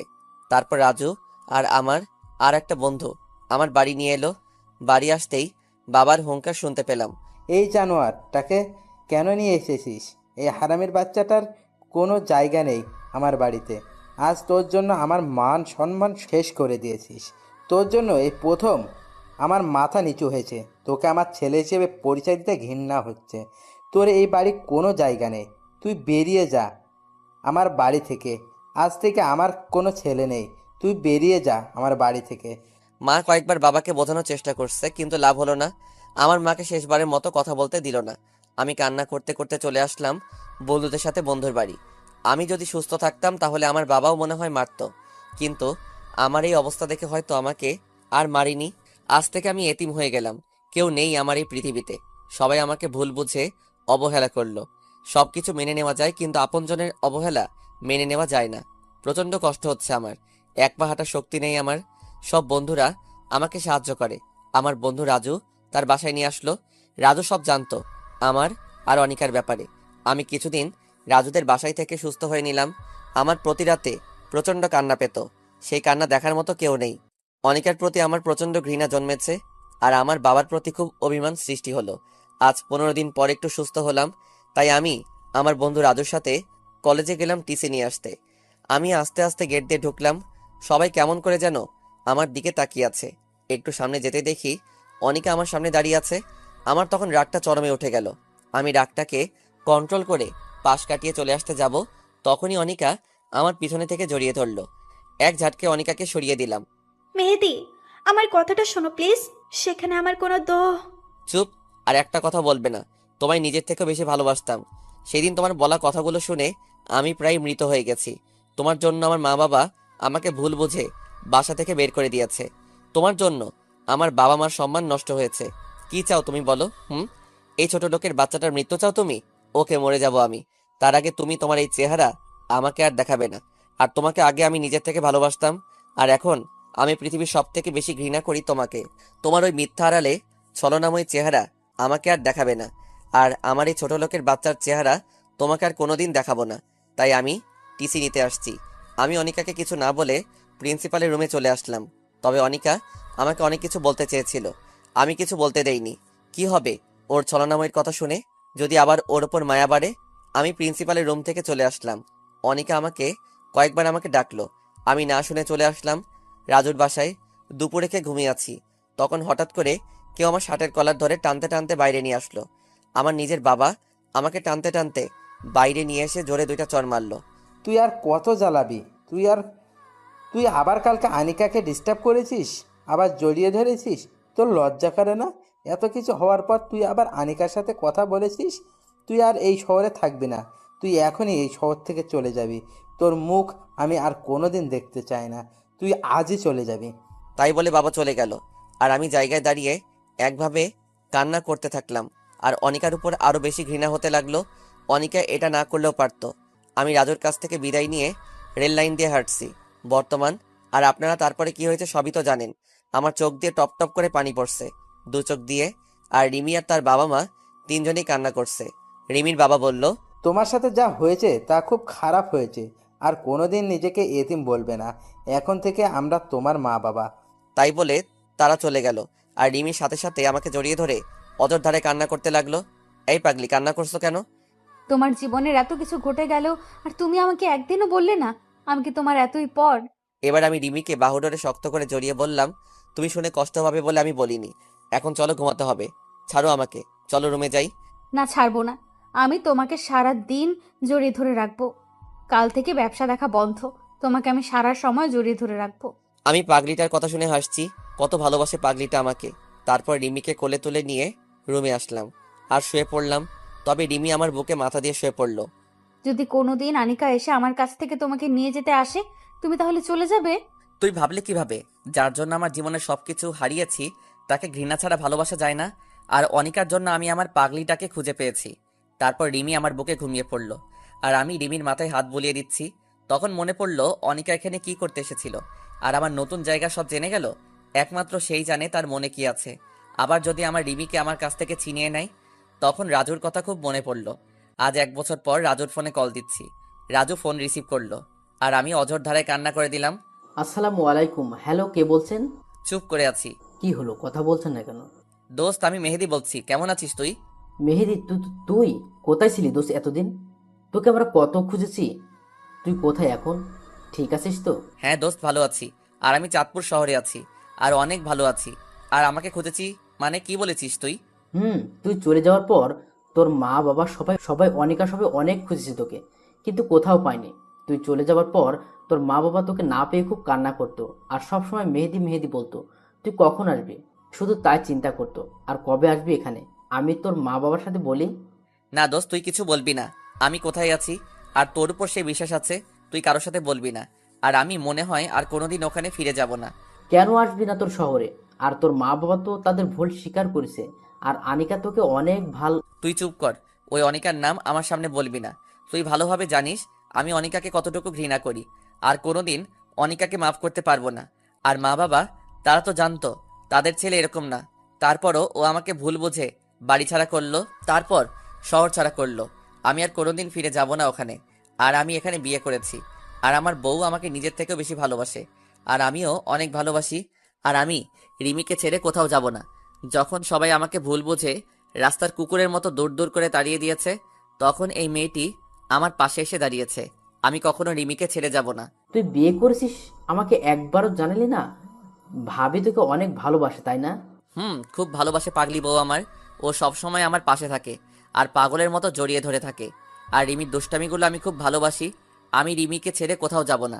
অনেক ভালোবাসি আমি রিমিকে। তোর অতীত রিমি বা তার মা বাবা কেউ জানে? সবাই জানে। তবে প্রথমে কাউকে জানাইনি, পরে সব জানাইছি। আর তোর কোনো চিন্তা করা লাগবে না। খুব ভালো আছি আমি।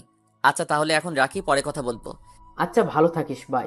এই বলে ফোন কেটে দিয়ে আমি যেই পিছনে ঘুরে বিছানায় আসতে যাব, আর তখনই দেখি রিমি দাঁড়িয়ে আছে আমার পিছনে। আর রিমির দু চোখ দিয়ে টপ টপ করে পানি পড়ছে।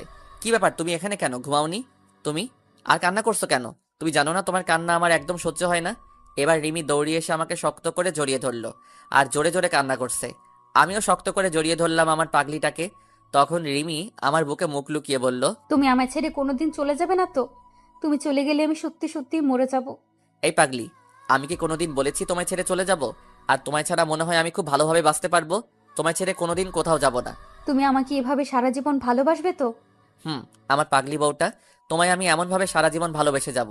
এমনকি 50 বছর পর এমনভাবে আমার বউটাকে ভালোবাসবো। বুঝলেন ম্যাম? বুঝলাম। আবার জড়িয়ে ধরো। চলো ঘুমাতে যাব। আবার কাল সকালে আমার অফিস আছে। না, যাব না। আমি হেঁটে যেতে পারবো না। এবার রিমিকে কোলে তুলে নিলাম। আর রিমি আমার গলা শক্ত করে জড়িয়ে ধরলো আর আমার গালে একটা চুমু দিল। তারপর রিমি আমার দিকে এক দৃষ্টিতে তাকিয়ে আছে আর আমিও রিমির দিকে একইভাবে তাকিয়ে আছি। তারপর বিছানায় চলে আসলাম। তখনও রিমি আমার গলা ছাড়েনি। এবার আমি শুয়ে পড়লাম। আর তখন রিমি আমার বুকের উপর শুয়ে পড়লো আর শক্ত করে জড়িয়ে ধরলো। এই শোনো, তোমার কাছে একটা জিনিস চাইবো, তুমি দিবে আমায়? বলো। আমার সব জিনিস তো তোমারই, এতে আবার চাওয়ার কি আছে? আমার না একটা তোমার মতো রাজকুমার চাই, দিবে আমায়? বলে লজ্জায় আমার বুকে মুখ লুকালো। দিতে পারি, কিন্তু তোমার মতো একটা সুন্দর রাজকুমারী দিতে হবে। না, আমি তোমার মতো রাজকুমার চাই। আচ্ছা ঠিক আছে, কিন্তু রাজকুমার আনতে হলে তো অনেক পরিশ্রম করতে হবে, আর তোমাকেও পরিশ্রম করতে হবে। যা দুষ্টু, আমার বুঝি লজ্জা করে না? আবার আমার বুকে মুখ লুকালো। আমি বুঝি না একটা মেয়ে এত লজ্জা পায়। তারপর লাইট অফ করে দিয়ে এক অজানা সুখে দুই নরনারী ব্যস্ত হয়ে গেল। সকালে ঘুমিয়ে আছি, হঠাৎ করে পানির ছিটকায় ঘুমটা ভেঙে গেল। চোখ খুলে দেখি রিমি এইমাত্র গোসল করে বের হলো। একটা হলুদ শাড়ি পরেছে আর চুলের পানি মুছছে। বাহ, কি সুন্দর লাগছে। আমি একভাবে তাকিয়ে আছি। রিমি আমার কাছে এসে বলল, কি দেখো এভাবে? তোমাকে দেখি। আমার পাগলি বউটা এত সুন্দর, মনে হয় সারাদিন দেখি। অমনি রিমি লজ্জা পেয়ে চলে যেতে লাগলো। আর অমনি রিমির হাত ধরে আমার বুকের উপর ফেললাম। এই কি করছো? ছাড়ো। সারা রাত দুষ্টামি করছো, এখন হবে না। এখন গোসল করে নিচে আসো, আমি নাস্তা দিচ্ছি। তারপর আমি নিচে নাস্তা করে অফিসে চলে আসলাম। অফিসে রিমি সবসময় ফোন দেবে আর বলে কোনো মেয়ের সাথে কথা বলবে না, আর ঠিক মতো খেয়ে নেব। আমি পরে আবার ফোন দিব। এই পাগড়িটাকে নিয়ে আর পারি না। অফিস শেষে বাড়ি আসার সময় রিমির জন্য কিছু ফুল, চকলেট আর আইসক্রিম নিলাম।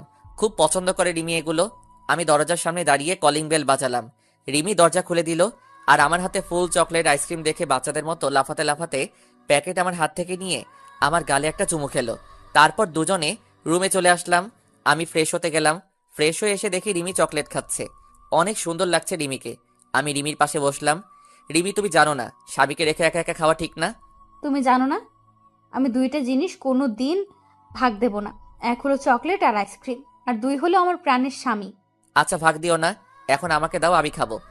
না, দেব না, সব একলা খাবো আমি। ওকে, তুমি সব খাও, আমি খাবো না। তাই বলে মিথ্যা রাগ দেখিয়ে বেলকনিতে চলে আসলাম আর বাইরের দিকে তাকিয়ে থাকলাম। আমি জানি রিমি এখনই কান্না করে আমাকে জড়িয়ে ধরবে, আর তখনই রিমি আমার পিছন থেকে জড়িয়ে ধরলো। আমি একটু রাগ দেখিয়ে রিমিকে সরিয়ে দিলাম। রিমি এবার কান্না করে দিল, আর রিমি আমার সামনে থেকে জড়িয়ে ধরলো আর কান্না করছে। এবার আমি রিমিকে বললাম, এই পাগলি, কান্না করছো কেন তুমি? তুমি জানো না, তুমি যদি আমার উপর রাগ করে থাকো তাহলে আমি সহ্য করতে পারি না। আর আমার পাগলিটার চোখের পানি যে সহ্য করতে পারি না। তারপর রিমি পিছন থেকে একটা আইসক্রিম বের করে আমার সামনে ধরলো। আমি খাবো না, আমাকে জোর করে খাইয়ে দিল। তারপর আমি রিমিকে খাইয়ে দিলাম। তারপর বিছানায় শুয়ে পড়লাম আর রিমি আমার বুকে শুয়ে পড়ল। কিছুদিন পরে আমি অফিসে বসে কাজ করছি। তখন রিমি আমাকে ফোন দিয়ে বলল, তুমি তাড়াতাড়ি বাসায় চলে আসো, যত তাড়াতাড়ি পারো বাসায় আসো। আমার কিছু বলার আগে ফোন কেটে দিল। আমি তো ভয় পেয়ে গেছি, আমার রিমির কিছু হলো না তো আবার। আমি অফিস থেকে বেরিয়ে খুব তাড়াতাড়ি বাসায় চলে আসলাম। এসে কলিং বেল বাজালাম আর সাথে সাথে দরজা খুলে গেল। রিমি দরজা খুলে দিল। আমি তখন রিমিকে বললাম, কি হয়েছে তোমার? তুমি ঠিক আছো তো? তোমাকে এমন দেখাচ্ছে কেন? কি হয়েছে তোমার? দেখো কারা এসেছে, ড্রয়িং রুমে বসে আছে। আমি আস্তে আস্তে ড্রয়িং রুমে আসলাম। এসে বিরাট বড় একটা শক খেলাম। মনে হলো পৃথিবী সব থেমে পড়েছে। খুব অবাক হলাম। আমি ড্রয়িং রুমে আর কেউ নেই। আমার মা বাবা, অনিকা আর অনিকার বাবা আর ভাই বসে আছে। আমি আস্তে আস্তে তাদের কাছে গেলাম। আমি কি করব কিছু বুঝে উঠতে পারছি না। তখন আমার কান্না করতে করতে আমাকে জড়িয়ে ধরলো। আমিও কান্না করে দিলাম। তুই কোথায় ছিলি বাবা? আমাদের কথা তোর একবারও মনে পড়েনি? তোর আমাদের উপর এত অভিমান? আমরা তো তোকে না বুঝে অনেক কষ্ট দিয়েছি। ক্ষমা করে দে বাবা, আর আমাদের সাথে চল তোর নিজের বাড়ি। মা, কি বলছো এসব? তুমি কেন ক্ষমা চাচ্ছ? তোমরা তো আমাকে না বুঝে ভুল বুঝেছ। আর আমি কোথাও যাব না, আমি এখানে ভালো আছি। আর আমি বিয়ে করেছি মা। রিমি, এদিকে আসো। মা, এই হচ্ছে তোমার বৌমা, যে আমাকে অনেক ভালোবাসে, নিজের জীবনের থেকেও বেশি ভালোবাসে। এবার রিমি মাকে সালাম করলো। বাহ, আমার মেয়েটা যে অনেক সুন্দর। তাই বলে রিমির কপালে একটা চুমুকে জড়িয়ে ধরলো। এবার আমি অনিকার দিকে তাকালাম। অনিকা মাথা নিচু করে বসে আছে আর ফুপিয়ে কান্না করছে। মেহেদি, আমাকে ক্ষমা করে দে বাবা। তখন মাথা ঠিক ছিল না। আমি তোকে না বুঝে অনেক কষ্ট দিয়েছি। আমার ভুলের জন্য তোর বাড়ি এমনকি শহর ছাড়তে হয়েছে। ছি বাবা, তুমি কেন ক্ষমা চাইছো? আর তোমার তো কোনো দোষ নেই, সব দোষ আমার। আমি যদি কলেজে ওরকম না করতাম তাহলে তোমার সম্মানহানি হতো না, আর আমারও শহর ছাড়তে হতো না। এবার রিমি বাবাকে সালাম করলো আর বাবা রিমির মাথায় হাত বুলিয়ে দিল। এবার অনিকা আসলো আমার কাছে। চেহারা আগের মতো আর নেই, অনেক শুকিয়ে গেছে, চোখের নিচে কালি পড়ে গেছে। মেহেদি, আমাকে মাফ করে দাও। মা, আমি কোনো বিশ্বাসঘাতকের সাথে কথা বলতে চাই না। প্লিজ ওকে আমার সামনে থেকে চলে যেতে বলো, আর আমি এখন ফ্রেশ হব। তাই বলে আমি আমার রুমে চলে আসলাম। আমি বিছানায় বসে আছি আর তখন অনিকা আমার রুমে আসলো। আর তখনই আমার ভীষণ রাগ হলো।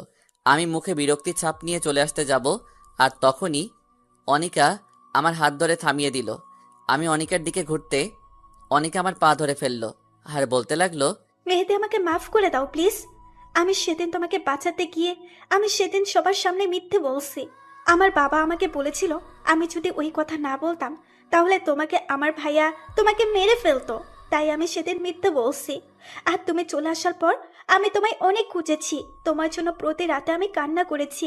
তোমার কথা ভেবে আমি ঠিক মতো ঘুমাতে পারিনি। তুমি চলে যাওয়াতে আমি একেবারে কলেজ যাওয়া বাদ দিয়ে দিছি। যেখানে তুমি নেই সেখানে আমি কিভাবে থাকি বলো? আমি তোমাকে ক্ষমা করতে পারবো না। তোমাকে আমি ঘৃণা করি। তোমার সাথেও কথা বলতে আমার ঘৃণা হচ্ছে। আমি তোমার চেহারাও দেখতে চাই না। আর তুমি কোনোদিন আমার সামনে আসবে না। আর আমার আর রিমির মধ্যে যেন না দেখি। আমি কোনো বিশ্বাসঘাতকের জন্য আমি রিমিকে হারাতে চাই না।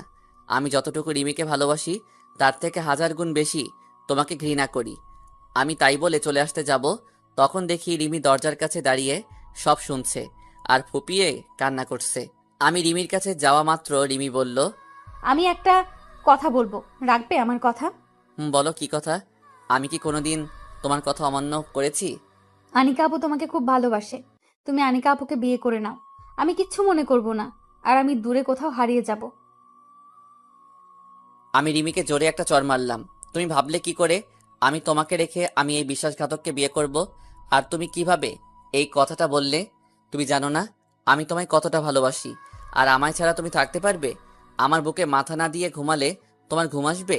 আর তোমায় ছাড়া আমি কোনোদিন ভালো থাকবো না। তোমায় আমি পাগলের মতো ভালোবাসি।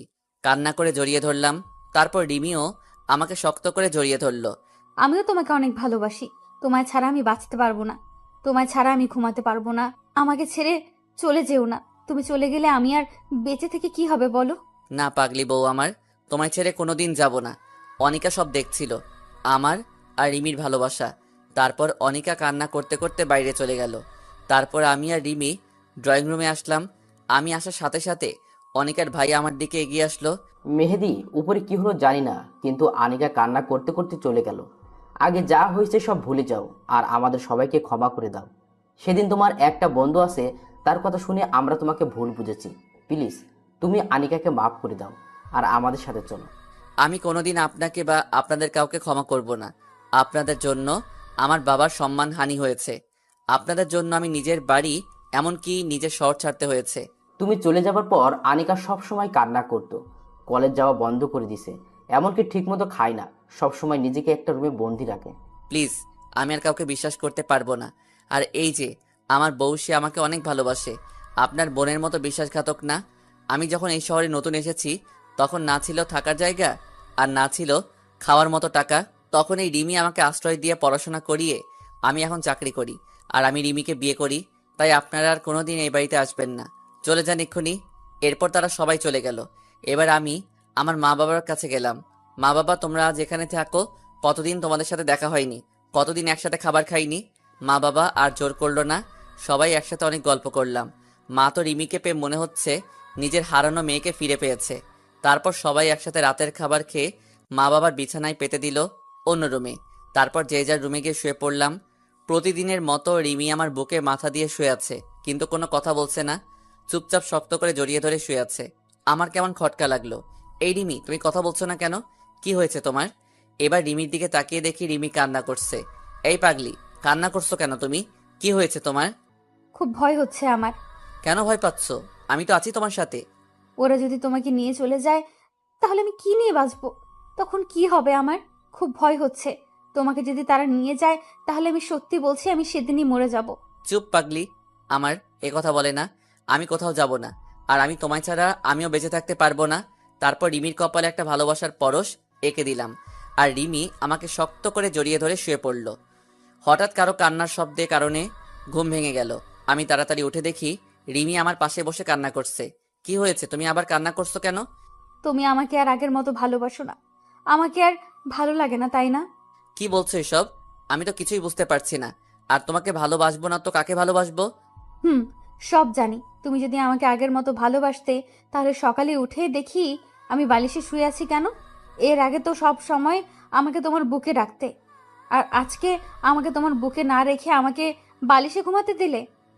আমি এখন পুরনো হয়ে গেছি, তাই তো ভালো লাগে না, তাই না? ওলে আমার বাবুটা বুঝি রাগ করেছে। আমি খেয়াল করিনি তো, আমি ঘুমিয়েছিলাম তাই টের পাইনি। আসো বাবু, আমার বুকে আসো। তোমাকে আর কোনোদিন বালিশে ঘুমাতে দেব না। তাই বলে আমি আবার আমার পাগলিটাকে বুকে জড়িয়ে নিলাম, আর রিমি আমার বুকে গুটিসুটি মেরে শুয়ে থাকলো। তারপর সকালে উঠে দেখি মা নাস্তা বানাচ্ছে। রিমি দৌড়িয়ে গিয়ে মাকে জড়িয়ে ধরে বলল, মা তুমি নাস্তা তৈরি করছো কেন? আমি আছি তো। দেখো দিনিমা, কোনো দিন থাকতে তার মেয়েকে। তারপর রিমি আর মা একসাথে নাস্তা তৈরি করলো। আমি নাস্তা শেষে অফিসে চলে গেলাম। অফিসে লাঞ্চ টাইমে বসে আছি, তখন হঠাৎ করে একটা আনকমন নাম্বার থেকে ফোন আসলো। আমি ফোন রিসিভ করে সালাম দিলাম, কিন্তু সে সালামের উত্তর না দিয়ে বলল, বাবা তুমি তাড়াতাড়ি বাড়ি আসো, খুব টেনশন হচ্ছে, তাড়াতাড়ি বাড়ি আয়। তাই বলে ফোনটা রেখে দিল। আমি বুঝতে পারলাম মা ফোন দিয়েছে। আমি তাড়াতাড়ি অফিস থেকে বাড়ি চলে আসলাম। এসে যা দেখলাম তা আমি কখনো প্রস্তুত ছিলাম না। আমি রিমি বলে জোরে একটা চিৎকার দিলাম। আমি বাসায় গিয়ে দেখি রিমি অচেতন হয়ে বিছানায় শুয়ে আছে, আর মা রিমির মাথায় হাত বুলিয়ে দিচ্ছে। আমি তাড়াতাড়ি রিমির পাশে গিয়ে রিমির মাথাটা আমার কোলে তুলে নিলাম। মা, কি হয়েছে রিমির? ও অচেতন হলো কিভাবে? বাবা রুম থেকে কিছু পড়ার শব্দ শুনে রুমে এসে দেখি রিমি এভাবে পড়ে আছে। তারপর তোকে ফোন দিলাম। আমি তাড়াতাড়ি ডাক্তার সাহেবকে ফোনে আসতে বললাম। মা বাবা নতুন জায়গা হয়তো কাউকে চিনে না, তাই ডাক্তারকে ফোন দিতে পারিনি। কিছুক্ষণ পর ডাক্তার আসলো। ডাক্তার রিমিকে পরীক্ষা করছে আর আমি রিমির পাশে হাত ধরে বসে আছি। ডাক্তার একটা ইঞ্জেকশন দিয়ে দিল আর বাইরে এসে বলল, মেহেদি সাহেব, আপনি মিষ্টি খান তাড়াতাড়ি, আপনি বাবা হতে যাচ্ছেন। ডাক্তারের কথা শুনে যে কি পরিমাণ খুশি হয়েছি তা বলে বোঝাতে পারবো না। মনে হয় আমার জীবনের সবচেয়ে খুশির খবর এটা। তারপর ডাক্তারকে বিদায় দিয়ে আমি রিমির পাশে গিয়ে বসলাম। কিছুক্ষণ পর রিমির জ্ঞান ফিরল। তখনই মা বাবা রুম থেকে চলে গেল। আমার কি হয়েছিল? আমি তখন মাথাটা প্রচণ্ডভাবে ব্যথা হয়ে উঠল। তারপর আর কিচ্ছু মনে নাই। কি হয়েছে বলো আমায়। আর তোমার চেহারা এরকম গম্ভীর হয়ে আছে কেন? সত্যি বলবে আমায়। ডাক্তার বলল, তুমি আর কোনোদিন মা হতে পারবে না। মিথ্যা কথা বললাম রিমিকে সারপ্রাইজ দেব বলে। এবার কান্না করে দিল আর আমাকে জড়িয়ে ধরলো। না, তুমি মিথ্যা বলছো। আমি বিশ্বাস করি না। বলো তুমি মিথ্যা বলছো। আমি তোমাকে কোনো দিন বাবা ডাক শোনাতে পারবো না, তাই না? আর তখন তুমি আমাকে ছেড়ে চলে যাবে, তাই না? প্লিজ, তুমি আমাকে ছেড়ে চলে যেও না। দরকার হয় তুমি আরেকটা বিয়ে করো, তবু আমি তোমাকে ছাড়া থাকতে পারবো না। তোমায় ছাড়া আমি বাঁচবো না। আমি রিমিকে বুকে জড়িয়ে নিয়ে বললাম, কী সব বলছো তুমি? আমিও তোমাকে ছাড়া থাকতে পারবো না। আর আমি কাউকে বিয়ে করব না। আমার থেকে তোমাকে কেউ কেড়ে নিতে পারবে না, কারণ আমি বাবা হতে চলেছি। রিমি এবার আমার বুক থেকে মাথা উঠিয়ে আমার দিকে করুণ দৃষ্টিতে তাকিয়ে আছে। রিমি এবার জোরে করে কান্না করে দিল আর আমাকে এবার শক্ত করে জড়িয়ে ধরে বাচ্চাদের মতো কান্না করে দিল। তুমি কেন আমাকে মিথ্যা বলছো? তুমি জানো কতটা কষ্ট পেয়েছিলাম আমি। আমি মা হতে পারবো না বলে কষ্ট পাইনি। আমি কষ্ট পেয়েছি তুমি আমাকে ছেড়ে চলে যাবে তাই। খুব কষ্ট হয়েছিল। তুমি জানো না আমি সব সহ্য করতে পারি, কিন্তু তোমাকে হারিয়ে ফেলার কষ্ট সহ্য করতে পারবো না। তুমি বলো, আমাকে আর কষ্ট দেবে না? এবার আমিও রিমিকে শক্ত করে জড়িয়ে ধরলাম আর আমিও কান্না করে দিয়েছি। হয়তো রিমির কান্না আমি সহ্য করতে পারি না, তাই। তুমি ভাবলে কিভাবে যে আমি তোমাকে ছেড়ে থাকতে পারবো? তুমি জানো না তোমাকে কতটা ভালোবাসি আমি। আর আজ যদি আমাদের কোনো সন্তানও না হয়, তাহলে আমরা দুজন সারা জীবন একসাথে থাকবো। আমাদের মাঝে কাউকে আসতে দেব না। এই বলে আমি রিমির কপালে একটা চুমু খেলাম আর রিমিকে পরম ভালোবাসায় আমার বাহুডোরে জড়িয়ে নিলাম। এই ছাড়ো, আমি এই মাত্র অফিস থেকে আসলাম, এবার একটু ফ্রেশ হয়ে আসি। না, ছাড়বো না। তোমার বুকে আমি এভাবে সারা জীবন থাকতে চাই। গায়ে সব ধুলাবালি ময়লা লেগে আছে। আমি যাবো আর আসবো, শার্টটা চেঞ্জ করে চলে আসবো। না, তুমি চুপচাপ বসে থাকো। কোথাও যেতে দেবো না তোমাকে। তুমি সব সময় অফিসে থাকো, সারা দিন কাছে পাই না। আজ পেয়েছি, আজ তোমাকে ছাড়বো না। কি মেরে বাবা, তবে খুব ভালো লাগে রিমির ভালোবাসাগুলো। সে যখন আহ্লাদি সুরে ছোট ছোট করে কথা বলে, মনে হয় সারা জীবন তার সাথে কথা বলি। এই আমাদের বাবু হবে, তখন আমাদের বাবুটা কোথায় থাকবে? আমাদের মাঝখানে না তোমার ওপাশে? তুমি বলো কোথায় থাকবে? তুমি আমার বাম পাশের বুকে শুয়ে থাকবে আর আমাদের বাবুটা আমার ডান পাশের বুকে শুয়ে থাকবে, ঠিক আছে? না, ঠিক নেই। আমি তোমাকে কারো ভাগ দেব না। এই পুরো বুকটা আমার। আমি কাউকে তোমার বুকে ঘুমাতে দেব না, এমনকি আমাদের সন্তান কেউ না। কি মেয়েরে বাবা, নিজের সন্তানকে হিংসা করে? কি বলছো? সে তো আমার সন্তান, আমি তাকে বুকে জড়িয়ে ঘুমাবো না? না বলছি তো, আমি তোমাকে কাউকে ভাগ দেব না। আর আমাদের সন্তানকে দোলনায় রেখে দেব, আর না হয় তোমার মা বাবার কাছে রেখে দিব। কি? আমাদের সন্তান মা বাবার কাছে ঘুমাবে কেন? যদি তুমি আমাকে রেখে আমাদের সন্তানকে আদর করো তাই। তুমি শুধু আমাকে আদর করবে, কথা মনে থাকবে তো? থাকবে। পাগলি একটা, তোমাকে রেখে আমি কাউকে আদর করব না। তারপর আমি রিমিকে সরিয়ে ফ্রেশ হয়ে রাতের খাবার খাচ্ছি, তখন মা বলল, বাবা মেহেদি, তুই এবার আমাদের সাথে চল। তোর নিজের বাড়িতে তুই যাবি। আর রিমির শরীরের অবস্থা খুব একটা ভালো না, তাই বলছি কি, আমাদের সাথে চল। আমি বৌমাকে দেখে রাখবো। তাহলে আম্মু, আমি অফিস থেকে ট্রান্সফার নিয়ে কাল সবাই মিলে যাব। রাতের খাবার খেয়ে আমি আর রিমি রুমে চলে আসলাম। আমি শুয়ে পড়লাম আর রিমি কিছু কিছু কাজ করে শুতে চলে এলো। তারপর রিমি আমার বুকে মাথা দিয়ে শুয়ে বলল, আমি প্রায় শুনি অনেক মেয়ে মা হতে গিয়ে মারা যায়। আমিও যদি তাদের মধ্যে পড়ি, তখন তুমি আমাকে ছাড়া থাকতে পারবে? চুপ, এরকম কথা আর বলবে না। আর তোমার কিছু হবে না, তোমার পাশে আমি সবসময় থাকবো। তুমি কোনো চিন্তা করো না, শুধু আমাকে ভালোবেসে যাও আর আমাদের বাবুটার দিকে খেয়াল রাখো। তারপর রিমি জড়িয়ে ধরে ঘুমিয়ে পড়লাম। সকালে উঠে দেখি রিমি সুন্দর করে বাচ্চাদের মতো গুটিসুটি মেরে আমাকে জড়িয়ে ধরে শুয়ে আছে। মনে হচ্ছে রিমি তার সবচেয়ে নিরাপদ জায়গা পেয়ে গেছে। আমিও আর রিমিকে ডাকলাম না, ডাকলে রিমির ঘুমটা ভেঙে যাবে। কিছুক্ষণ পর রিমির ঘুম ভেঙে গেল আর আমার দিকে তাকিয়ে দেখে আমি তার দিকে তাকিয়ে আছি। তখন রিমি আমার ঠোঁটে একটা চুমু খেলো আর দুই গালে দুইটা চুমু দিয়ে উঠে পড়লো। আমি ফ্রেশ হয়ে অফিসে চলে গেলাম। ঝিনাইদহে আমার অফিস, ট্রান্সফার করে চলে আসলাম। আজ রাতেই চলে যাব এখান থেকে। সবাই যে যার ব্যাগ গুছিয়ে নিয়ে রিমির মা বাবার সাথে দেখা করে চলে আসলাম। আজ দীর্ঘ 4 বছর পর নিজের শহরে যাচ্ছি। সবাই মিলে বাসে উঠলাম। মা বাবা এক সিটে আর আমি আর রিমি এক সিটে। রিমিকে জানালার পাশে বসালাম। রিমি আমার হাত জড়িয়ে ধরে বসে আছে। মনে হচ্ছে রিমি ভয় পাচ্ছে। নতুন জায়গায় নতুন লোক কি হবে সেটা ভেবে মনে হয় কিছুটা নার্ভাস ফিল করছে। রিমি, তুমি নতুন জায়গায় নতুন লোকের মাঝে যাচ্ছ, তুমি নার্ভাস ফিল করছো? না, মোটেই না। তুমি সাথে থাকলে আমি সব জায়গায় যেতে রাজি। শুধু তুমি আমার হাতটা শক্ত করে ধরে রেখো। দেখতে দেখতে আমরা ভেতরের দিকে বাসায় পৌঁছালাম। তারপর আমি একটু ঘুমিয়ে নিলাম। হঠাৎ করে নিচে চেঁচামেচির শব্দ শুনে নিচে এসে দেখি কিছু প্রতিবেশী রিমিকে ঘিরে রেখেছে। সবাই তার চেহারার তারিফ করছে, বলছে আহ কি সুন্দর মেয়ে, একদম রাজকন্যা। আমি মিট মিট করে হাসছি। এরপর আমি নিচে আসলাম। সবাই আমাকে দেখে ভালো মন্দ জিজ্ঞাসা করছে। আমি সবার প্রশ্নের উত্তর দিলাম। কিছুক্ষণ পর মা নাস্তা করতে ডাকলো। আমরা নাস্তা করে রুমে আসলাম। রিমি, চলো গুছিয়ে নাও, আজ আমাদের শহরটা ঘুরে বেড়াবো। অনেকদিন পর আসছি তো তাই। আর তোমারও শহরটা চেনা হয়ে যাবে। আমরা দুজন বের হয়ে গেলাম। আমি কাল একটা পাঞ্জাবি পরেছি আর রিমি কাল একটা শাড়ি পরেছে। যখনই আমরা বের হতে যাব তখনই মা ডাকলো। হাতে দেখি একটা থালা। মা কাছে এসে বলল, আমার ছেলে আর মেয়ের দিকে যেন আরো নজর না পড়ে। আসলে যেই দেখবে তারই নজর পড়বে, কারণ আমরা ম্যাচিং করে ড্রেস পরেছি। খুব সুন্দর লাগছে রিমিকে। তারপর আমরা সেই কলেজে আসলাম যেখানে আমি পড়তাম আর অনিকার সাথে পরিচয় হয়েছিল। সেই বড় আম গাছটা এখনো সেইভাবেই আছে। তারপর আসলাম নদীর পাড়ে। এখানে আমি আর রিমি ঘুরতে আসতাম। আমরা একটা রেস্টুরেন্টে আসলাম। যেই ঢুকতে যাব আর আমার সামনে চেয়ারে অনিকা বসে আছে, যা আমি কোনোদিন আশা করিনি। তাকে আমার দেখলে কেমন ভয় করে, যেন অনিকার কারণে আমি আবার যদি রিমিকে হারিয়ে ফেলি। আমি এখনো অনিকাকে ঘৃণা করি, প্রচন্ড ঘৃণা করি। তার চেহারা আমার কাছে অসহ্য লাগছে। তারপরে আমি রিমি যে বাইরে চলে আসতে যাব তখনই অনিকা আমাকে ডাকলো। আমি না শোনার ভান করে রিমিকে নিয়ে চলে আসতে যাব, তখনই অনিকা আমার সামনে এসে দাঁড়ালো। আপনি এরকমভাবে আমাদের পথ আটকালেন কেন? কি চান আপনি? প্লিজ মেহেদি, আমার কথাটা শোনো একবার। শুধু একটা কথা বলবো, তারপর আর তোমাকে কোনো দিন ডিস্টার্ব করবো না। বলেন, কি বলবে? আমি জানি তোমার সাথে আমি কত বড় অন্যায় করেছি। আমার জন্য তুমি অনেক কষ্ট পেয়েছো। আমার জন্য তুমি এত বছর তুমি তোমার আপনজনের অবহেলা পেয়েছো। আমি জানি তুমি আমাকে অনেক ঘৃণা করো, আমাকে তুমি একদমই সহ্য করতে পারো না। কিন্তু আমি যদি সেদিন একটু সাহস দেখাতাম, তাহলে হয়তো রিমির জায়গায় আমি থাকতাম।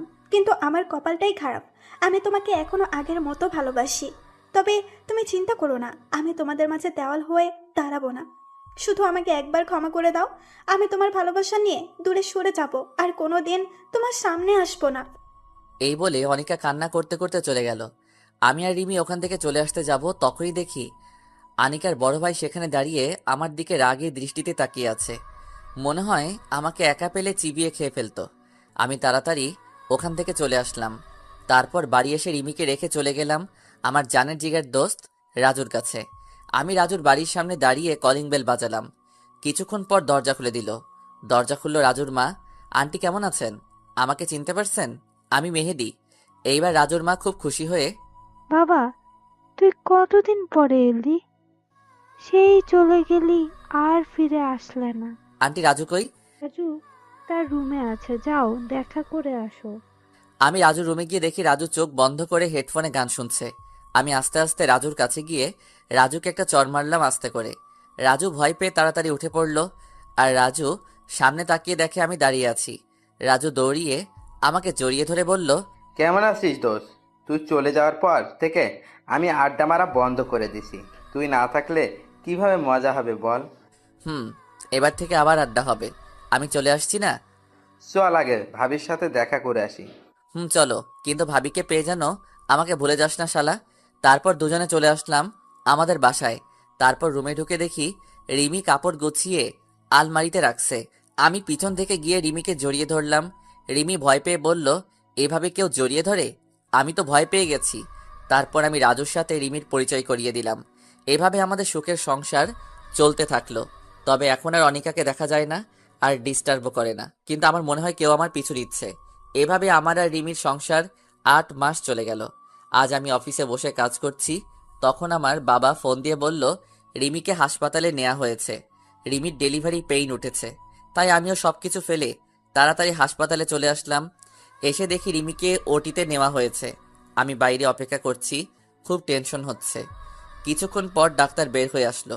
আমি সাথে সাথে ডাক্তারের কাছে গেলাম। ডাক্তার, কি হয়েছে আমার রিমির? আপনি কিছু বলছেন না কেন? মেহেদি সাহেব, আপনার মেয়ে হয়েছে আর বাচ্চার মা।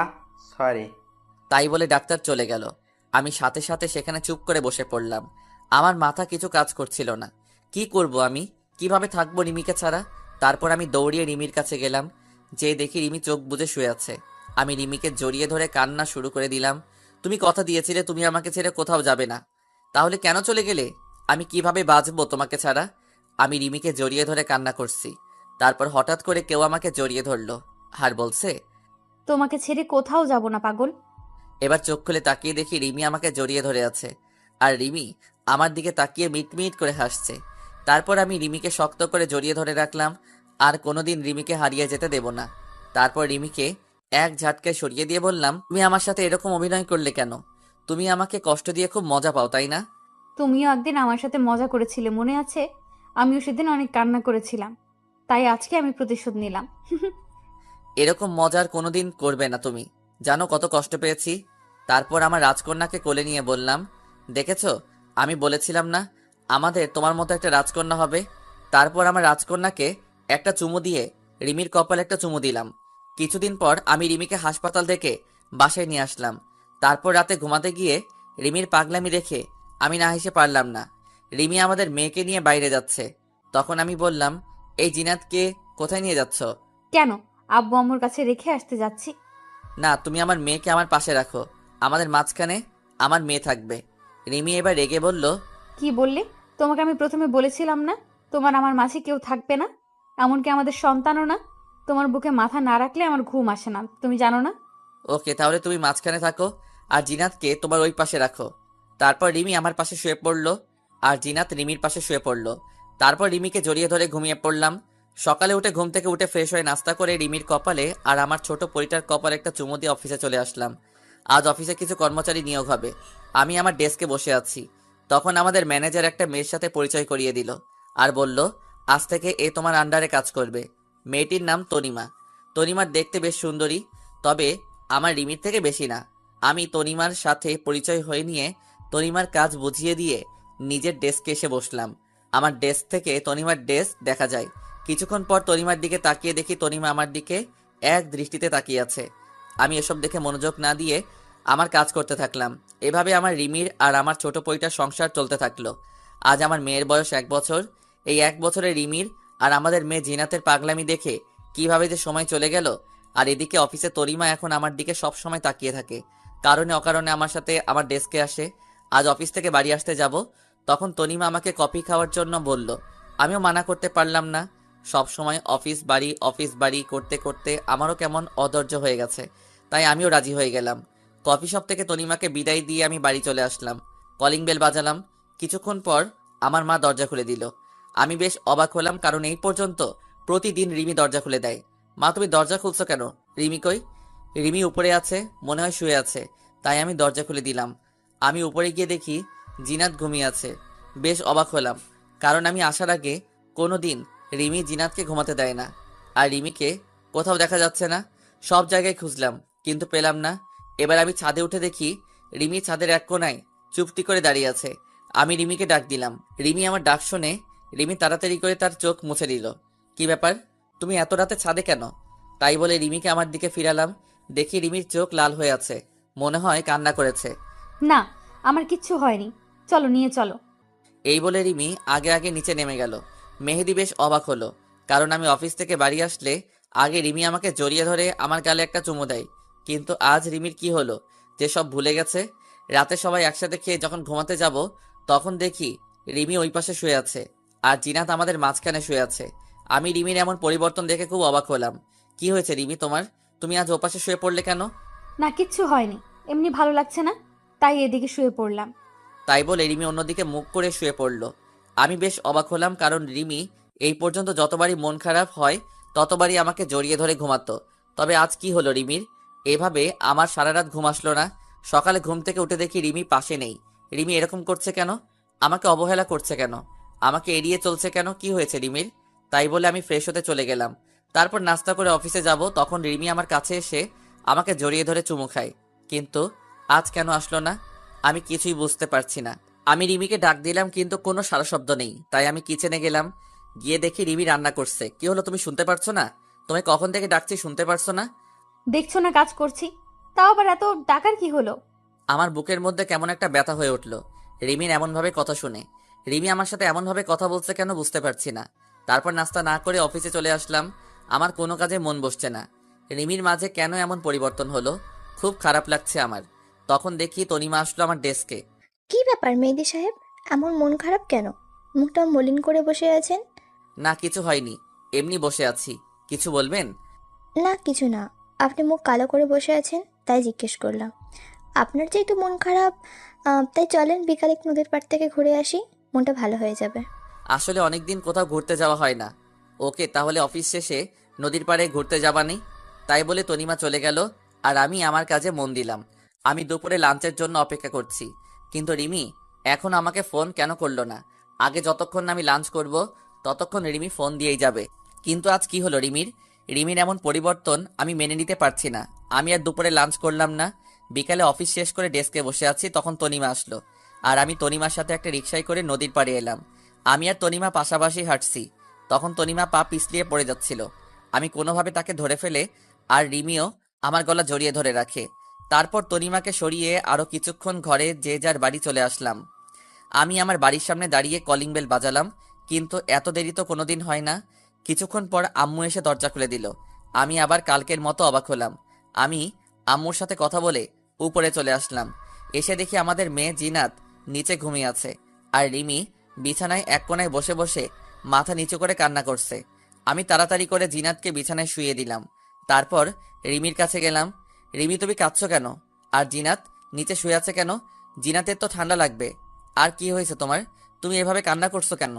আর তোমার মধ্যে এত পরিবর্তন কিভাবে আসলো? তুমি আজ লাঞ্চের সময় আমাকে ফোন করনি কেন? আর দরজা মা খুলে দেয় কেন? কি হয়েছে তোমার, বলবে তো আমায়? পরিবর্তন আমার না, তোর হয়েছে। আমাকে এখন ভালো লাগে না বললেই হতো। কেন আমার জীবন নিয়ে খেলা করছিস? কি দোষ করেছি আমি যে আমার সাথে তুই এমন করবি? তোকে তো আমি নিজের জীবনের চাইতেও বেশি ভালোবাসি। তাহলে কেন তুই অন্য মেয়ের সাথে লুতুপুতু করিস? তোর কাছে তো শুধু আমি কিচ্ছু চাইনি, শুধু একটু ভালোবাসা চেয়েছি। আর তুই কি না নিজের ঘরের বউ রেখে অন্য মেয়ের সাথে লুতুপুতু করিস? তুই এরকম লুচ্চা ছেলে আমি আগে জানলে কোনো দিন তোকে বিয়ে করতাম না। আমি এবার রিমিকে জোরে একটা চড় মারলাম, কারণ রিমি যা বলছে আমি সব সহ্য করতে পারবো না। কিন্তু লুচ্চা বলেছে তাই আর নিজের রাগটাকে কন্ট্রোল করতে পারিনি, তাই একটা চড় মারছি। দেখো রিমি, একদম আবল তাবল কথা বলবে না। আর তুমি কি বললে আমি অন্য মেয়ের সাথে লুতুপুতু করছি, তাই না? তুমি ভাবলে কিভাবে আমি অন্য মেয়ের সাথে লুচ্চামি করছি? অন্তত তোমার মুখ থেকে আমি কথা আশা করিনি। তোমার কোথাও ভুল হচ্ছে রিমি। আমি তোমাকে ছাড়া কোনো মেয়েকে ভাবতে পারি না। আর তুমি বলছো আমাকে আর ভালো না লাগলে ছেড়ে দাও। আমি একদম আবোল তাবোল কথা বলছি না। আমি যা বলছি সব সত্যি কথা। এখন উচিত কথা বলছি তো তাই গায়ে লাগছে, তাই না? যদি আমাকে আর ভালো না লাগে তাহলে আমাকে ডিভোর্স দিয়ে সেই মেয়েকে বিয়ে করে নাও। তাহলে তোমাদের মাঝে আর আমি বাধা হয়ে দাঁড়াবো না। আমি আমার মেয়ে নিয়ে চলে যাব তোমাদের জীবন থেকে, তাহলে কেউ বাধা দেবে না। তাই বলে রিমি বিছানায় অন্যদিকে মুখ করে শুয়ে পড়লো। আর আমি রিমির কথা শুনে যেন আমার মাথায় আকাশ ভেঙে পড়লো। আমার মাথা কোনো কাজ করছে না, চোখ দিয়ে অনবরত পানি বের হয়ে যাচ্ছে। তারপর আমি ছাদে চলে আসলাম। আজ আমার কষ্টটা সবচেয়ে বেশি। মনে হচ্ছে পৃথিবীর সব কষ্ট আমার মধ্যে বিরাজ করছে। খুব কষ্ট হচ্ছে রিমির কথা শুনে। রিমি আমাকে সন্দেহ করলো। রিমি আমাকে লুচ্চা ছেলে বলল। আমি কোনোদিন স্বপ্নেও ভাবতে পারিনি যে রিমি আমাকে এমন বলবে। তারপর আমি নিচে গিয়ে দোকান থেকে এক প্যাকেট সিগারেট কিনে নিয়ে আসলাম। আজ অনেক দিন পর সিগারেট খাচ্ছি। যদি মনে কষ্টগুলো যদি এইভাবে ধোয়ার সাথে বের করতে পারতাম তাহলে পৃথিবীতে আর কারো কষ্ট হতো না। রিমিকে আমি অনেক ভালোবাসি। রিমি আমাকে সন্দেহ করলো। আমার ভাবতে কষ্ট হচ্ছে যে রিমি আমার সাথে এমন ব্যবহার করলো। তারপর সব সিগারেট শেষ করে রাত 2টার দিকে রুমে আসলাম। দেখি আমার পরিটা ঘুমিয়ে আছে। আমি আস্তে আস্তে করে জিনার কপালে একটা চুমু খেলাম আর রিমির কপালে চুমু খেয়ে আমি নিজের জায়গায় শুয়ে পড়লাম। সকালে ঘুম থেকে উঠে দেখি সকাল 10টা বাজে আর রিমি, জিনাত কেউ নেই পাশে। আজ রিমি আমাকে ডাকলো না অফিস যাওয়ার জন্য। কিছুক্ষণ বিছানায় বসে রিমির কথা ভাবছিলাম। তারপর ফ্রেশ হয়ে নিচে গিয়ে দেখি জিনাত তার দাদির সাথে খেলা করছে আর রিমি রান্নাঘরে রান্না করছে। আমি নিচে আসতেই মা বলল, মেহেদি, আজ অফিস যাসনি বাবা? না মা, আজ শরীরটা ভালো লাগছে না তাই আজ যাইনি। তারপর কিচেনে চলে গেলাম। গিয়ে দেখি রিমি দাঁড়িয়ে আছে। আমি পিছন থেকে রিমিকে জড়িয়ে ধরলাম, কিন্তু রিমি আমাকে এক ঝটকে সরিয়ে দিল। তারপর রিমি আমাকে 1 কাপ চা দিয়ে কিচেন থেকে বেরিয়ে পড়ল। রিমির এমন আচরণে অনেক কষ্ট পেলাম আর বুকের মধ্যে চিনচিন ব্যথা অনুভব করলাম। আমি চা না খেয়ে রুমে চলে আসলাম। রুমে এসে দেখি রিমি বিছানা গোছাচ্ছে। রিমি সরি কালকে তোমার গায়ে হাত উঠানোর জন্য। আসলে কাল মাথাটা এক। রিমি আমাকে কিছু বলতে না দিয়ে মুখে একরাশ বিরক্তি ভাব নিয়ে এসে রুম থেকে হনহন করে চলে গেল। রিমি সকাল থেকে আমার সাথে একবারও কথা বলেনি, তাই আমিও রাগ করে বাইরে চলে আসলাম। সারাদিন বাইরে কাটিয়ে দিয়ে রাত 11টার সময় বাড়ি আসলাম, কিন্তু রিমি আমাকে একবারও ফোন করলো না। কোথায় আছি, কিছু খেয়েছি কিনা। মনে হচ্ছে সবকিছু ছেড়ে আমি কোথাও চলে যাই, যেখানে কোনো প্যারা নেই। রাতে বাড়ি এসে দেখি রিমি আর আমার ছোট পরিটা শুয়ে আছে। রিমি আমাকে দেখে অন্য দিকে শুয়ে পড়লো, আর আমি জিনাতকে একটু কোলে চুমু খেয়ে জিনাতকে শুয়ে দিলাম। রিমি আমার ক্ষুধা লাগছে, আমার খাবার কই। রিমি কোনো কথা বলছে না, চুপচাপ শুয়ে আছে। তাই আমি আর কিছু না বলে শুয়ে পড়লাম। শুয়ে শুয়ে ভাবছি কি দোষ করেছি যে রিমি আমাকে এত বড় সাজা দিচ্ছে। রিমির অবহেলা আমার সহ্য হচ্ছে না। আপনজনের অবহেলাগুলো অনেক কষ্টদায়ক হয়, যা সহ্য করার মতো মন আমাদের দেয়নি। সকালে উঠে ফ্রেশ হয়ে নাস্তা না করে অফিসে চলে আসলাম। অফিসের কাজে কোনো রকম মন বসছে না, তাই আনমনে বসে রইছি। অফিস শেষে রিক্সার জন্য বাইরে দাঁড়িয়ে আছি, তখন তনিমা রিক্সা নিয়ে আসলো। এসে বলল, মেহেদি সাহেব, আমার সাথে এক জায়গায় একটু যেতে পারবেন? খুবই দরকারি কাজ। প্লিজ চলেন, আপনি গেলে খুবই ভালো হয়। আমি যাব না। আমাকে জোর করে নিয়ে গেল। হঠাৎ করে রিক্সা থেমে গেল। আমি তাকিয়ে দেখি একটা হোটেলের নিচে দাঁড়িয়ে আছি। তারপর তনিমা আমার হাত ধরে টানতে টানতে নিয়ে গেল আর বলল, আমার এক কাজিনের সাথে দেখা করতে এসেছি, কিন্তু দেখা হয়নি, তাই আমরা আবার বেরিয়ে আসলাম। তারপর তনিমা আমাকে জোর করে ডিনার করালো। আমি আর কিছু বললাম না। তারপর ডিনার করে বাড়ি এসে কলিং বেল বাজালাম, আর দেখলাম বাবা দরজা খুললো। বাবা, কেমন আছো তুমি? আর কখন আসলে তুমি? বাবা চাকরির কারণে বাইরে থাকে। বাবা কোনো কথা না বলে আমার গালে সজোরে 2টা চড় মারলো। তুই এইরকম আমি কোনোদিন ভাবতেই পারিনি। তোকে ছেলে হিসেবে পরিচয় দিতে আমার ঘৃণা হচ্ছে। তারপর বাবা চলে গেল। আমি মায়ের কাছে গেলাম, কিন্তু মা কোনো কথা না বলে আমার সামনে থেকে চলে গেল। আমি কিছুই বুঝতে পারছি না। তারপর আমি রুমে গিয়ে দেখি রিমি তার সব জামা কাপড় ব্যাগে গোছাচ্ছে, সাথে জিনাতের কাপড়গুলো। কি হলো রিমি, তুমি ব্যাগ গোছাচ্ছ কেন? কোথায় যাবে তুমি? আর কি হয়েছে, তুমি কান্না করছো কেন? কি হয়েছে শুনতে চাও? তুমি সব কিছু জেনেও নাটক করছো। তুমি আমার সাথে নাটক করেছো, তুমি আমাকে ধোকা দিয়েছো। তোমার মতো একটা ধোকাবাজ ছেলের সাথে আমি আর থাকতে চাই না। আমি আজই চলে যাচ্ছি। তুমি আমাকে একবার বলতে পারতে আমাকে তোমার পছন্দ না। আমি হাসি মুখে চলে যেতাম তোমার জীবন থেকে। শুধু এত নাটক করার কোনো দরকার ছিল না। তুমি তাকে নিয়ে একসাথে রিকশায় উঠেছো, নদীর পাড়ে ঘুরতে গেছো, তাকে জড়িয়ে ধরেছো, তার সাথে হোটেলে গিয়েছো। ছি ছি ছি ছি ছি মেহেদি, অন্তত তোমার দ্বারা আমি এসব কাজ আশা করিনি। কি বলছো সব? আমি কেন অন্য মেয়ের সাথে হোটেলে যাব, নদীর পাড়ে যাব, আর কাকে জড়িয়ে ধরেছি? আমি তো কিছুই বুঝতে পারছি না। আমি জানি তুমি এরকম কথা বলবে। তুমি এখনো আমার সাথে নাটক করছো। তাহলে এগুলো কি বলো? এগুলো সব কি নাটক? তাই বলে রিমি আমার সামনে কিছু ছবি ছুড়ে দিল। আমি ছবিগুলো দেখে নিজের চোখকে বিশ্বাস করতে পারছি না। আমার চোখ কপালে উঠে গেছে, আমার মাথা কাজ করা বন্ধ করে দিয়েছে। রিমি যেই ছবিগুলো আমার সামনে রাখলো সেগুলো সব আমার আর তনিমার পিক ছিল। আমি আর তনিমা একসাথে রিকশায় বসে আসি। তারপর আমি তনিমাকে জড়িয়ে ধরে আসি। আমি আর তনিমা একটা হোটেলে একটা রুমে উলঙ্গ অবস্থায় দাঁড়িয়ে আসি। আমার মাথা কেমন চক্কর দিয়ে উঠলো। আমি তনিমার সাথে ঘুরে বেরিয়েছি। সেগুলো কেউ ছবি তুলে রিমির কাছে দিছে, আর রিমি সেগুলো দেখে ভুল বুঝলো। আর হোটেলের পিকটা এটা এডিট করা, কারণ আপনারা তো জানেন রিমি, তুমি এগুলো দেখে তুমি আমাকে সন্দেহ করেছো। তনিমা আমার অফিসের কলিগ, তার সাথে একটু ঘুরতে গিয়েছিলাম। আর এই ছবিটা সম্পূর্ণভাবে এডিট করা, কারণ আমি আর তনিমা তার এক কাজিনের সাথে দেখা করতে গেছিলাম, আর কেউ চুপি চুপি ছবি তুলে এডিট করেছে। তুমি বিশ্বাস করো রিমি, তনিমা আমার কলিগ আর ফ্রেন্ড, তার বিষয় আর কিছুই না। কেউ প্ল্যান করে আমাদের সংসারটা নষ্ট করতে চাইছে। এত কিছু হওয়ার পরও তুমি আমাকে বিশ্বাস করতে বলছো? রিকশায় চড়া, জড়িয়ে ধরা, তাহলে সব এডিট করা বলো? রিমি, তুমি বিশ্বাস করো, আমার আর তনিমার মধ্যে সেরকম কিছুই নাই। তুমি বোঝার চেষ্টা করো রিমি, আমি শুধু তোমাকেই ভালোবাসি। তোমার জায়গায় আমি অন্য কাউকে জায়গা দেব তুমি ভাবলে কিভাবে? আমি অত কিছু শুনতে চাই না। আমি তোমার কাছে আর থাকবো না। তুমি একটা বিশ্বাসঘাতক। তোমাকে বিয়ে করে, তোমাকে বিশ্বাস করে ভুল করেছি আমি। তোমাকে আমি কি দেইনি? তোমাকে নিজের জীবনের চাইতেও আমি বেশি ভালোবাসতাম। আমি তো তোমার কাছ থেকে বেশি কিছু চাইনি, শুধু একটু ভালোবাসা চেয়েছি, আর ঘুমানোর জন্য তোমার বিশ্বস্ত বুকটাই চেয়েছিলাম। কেন তুমি এরকম করলে? আমি মনে হয় তোমাকে তোমার মতো ভালোবাসতে পারিনি। ওই মেয়েটা মনে তোমাকে খুব ভালোবাসে, তাই না? তবে তুমি চিন্তা করো না, তোমার আর তনিমার মধ্যে আমি বাধা হব না। পারলে আমাকে ক্ষমা করে দাও। তোমাকে নিজের করে রাখতে পারলাম না। বলে রিমি ব্যাগ আর জিনাতকে নিয়ে চলে গেল। আমি রিমিকে কয়েকবার ডাকলাম, কিন্তু রিমি শুনল না, সোজা রুম থেকে চলে গেল। রিমির কথা শুনে চোখ দিয়ে টপ টপ করে পানি পড়ছে। তুমি আমার কথা বিশ্বাস করলে না রিমি? তোমার দেখাটাই তুমি সত্য মনে করে নিলে? এর পিছনে আসল ঘটনাটা তুমি না জেনেই আমাকে ছেড়ে চলে গেলে। তুমি আমাকে বিশ্বাস করতে পারোনি। তোমার মেহেদি শুধু তোমাকেই ভালোবাসে, আর কাউকে না। হঠাৎ দেখি রিমি আবার রুমে আসলো। আমি রিমিকে দেখে মনে একটু শান্তি পেলাম। হয়তো রিমি তার ভুল বুঝতে পেরেছে। আমি চোখ মুছে রিমির দিকে তাকালাম। রিমি দৌড়ে এসে আমাকে শক্ত করে জড়িয়ে ধরলো। আমিও রিমিকে জড়িয়ে ধরলাম। আমি জানতাম তুমি ফিরে আসবে, কারণ তোমাকে ছাড়া আমি থাকতে পারবো না, আর তুমিও পারবো না আমাকে ছেড়ে। হঠাৎ রিমি আমাকে এক ঝটকায় দূরে সরিয়ে দিল, আর কাছে সে আমার কপালে একটা চুমু দিয়ে আবার চলে গেল। আমি এক জায়গায় নীরব হয়ে দাঁড়িয়ে আছি।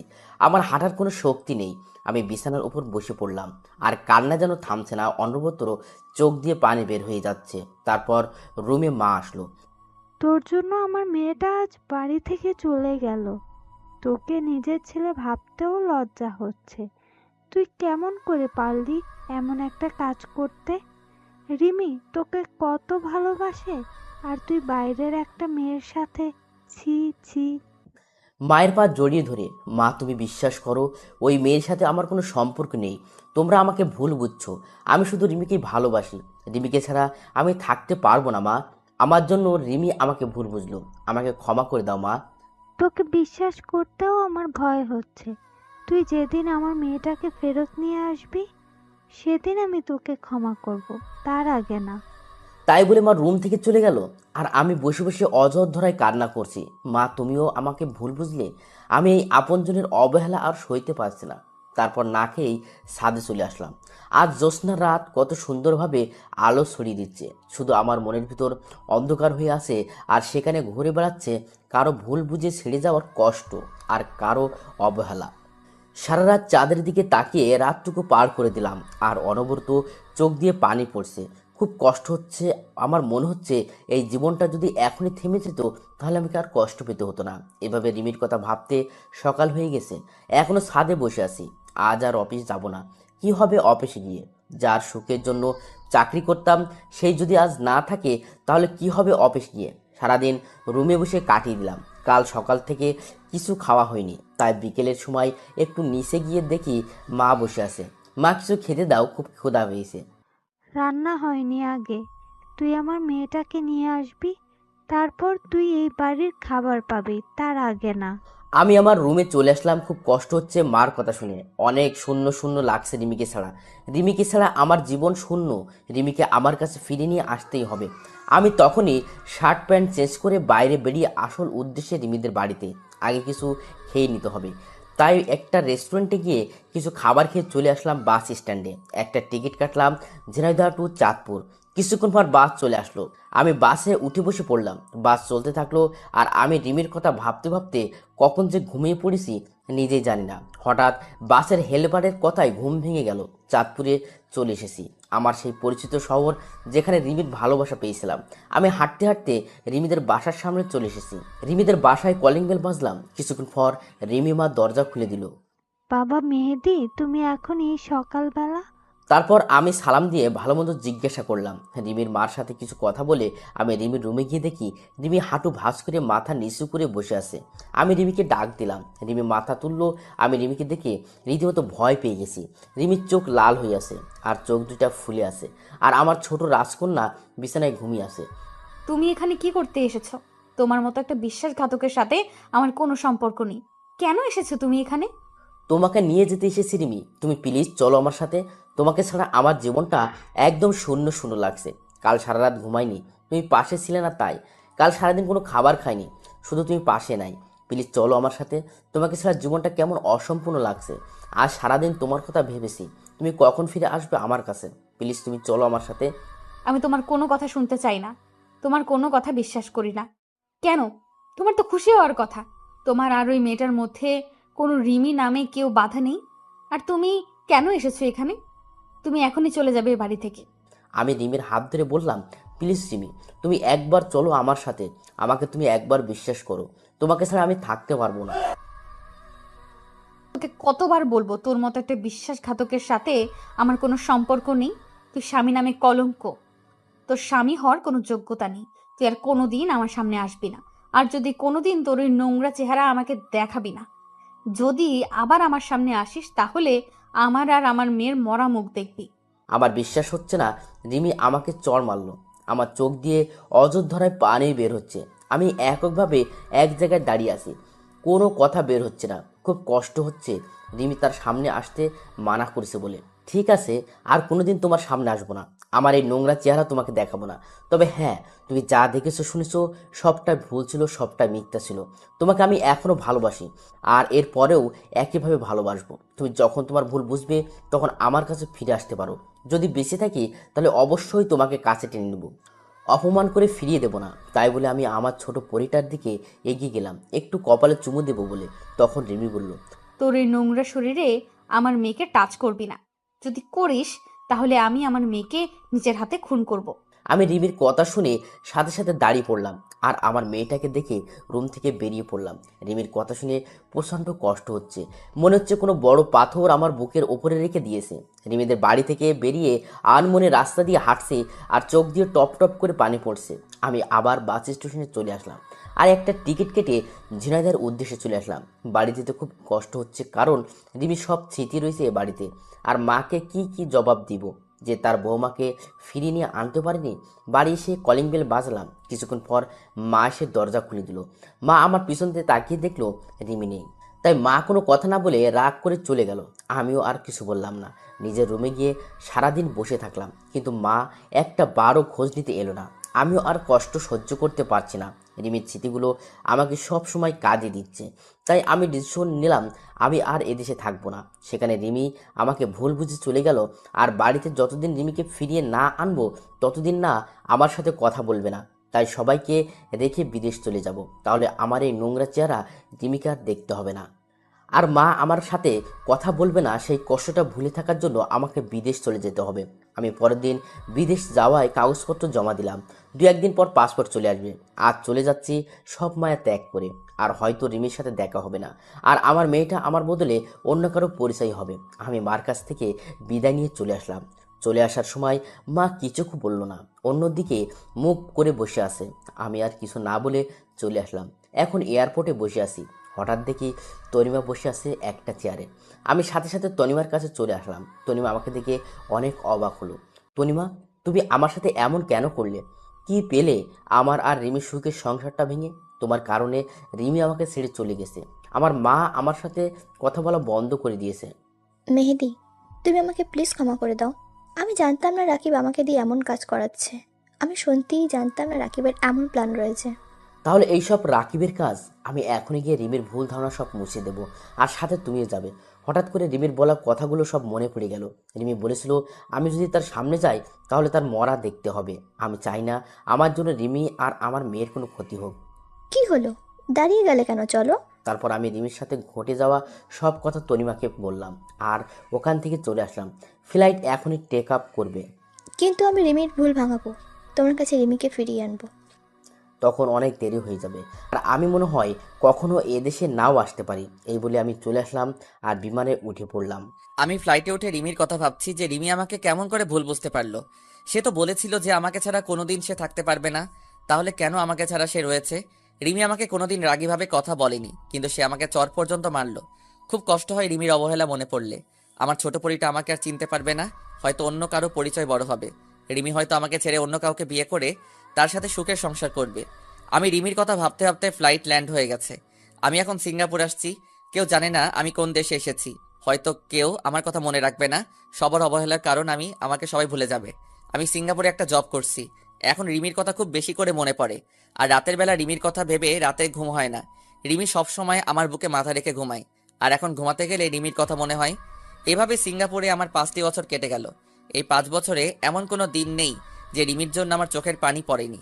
এখনও রিমিকে আমি ভুলতে পারিনি। আর আমার ছোট পরিটা মনে হয় এখন অনেক বড় হয়ে গেছে। এখন হয়তো আমাকে আর চিনে না, বা আমার কোনো অস্তিত্ব নেই।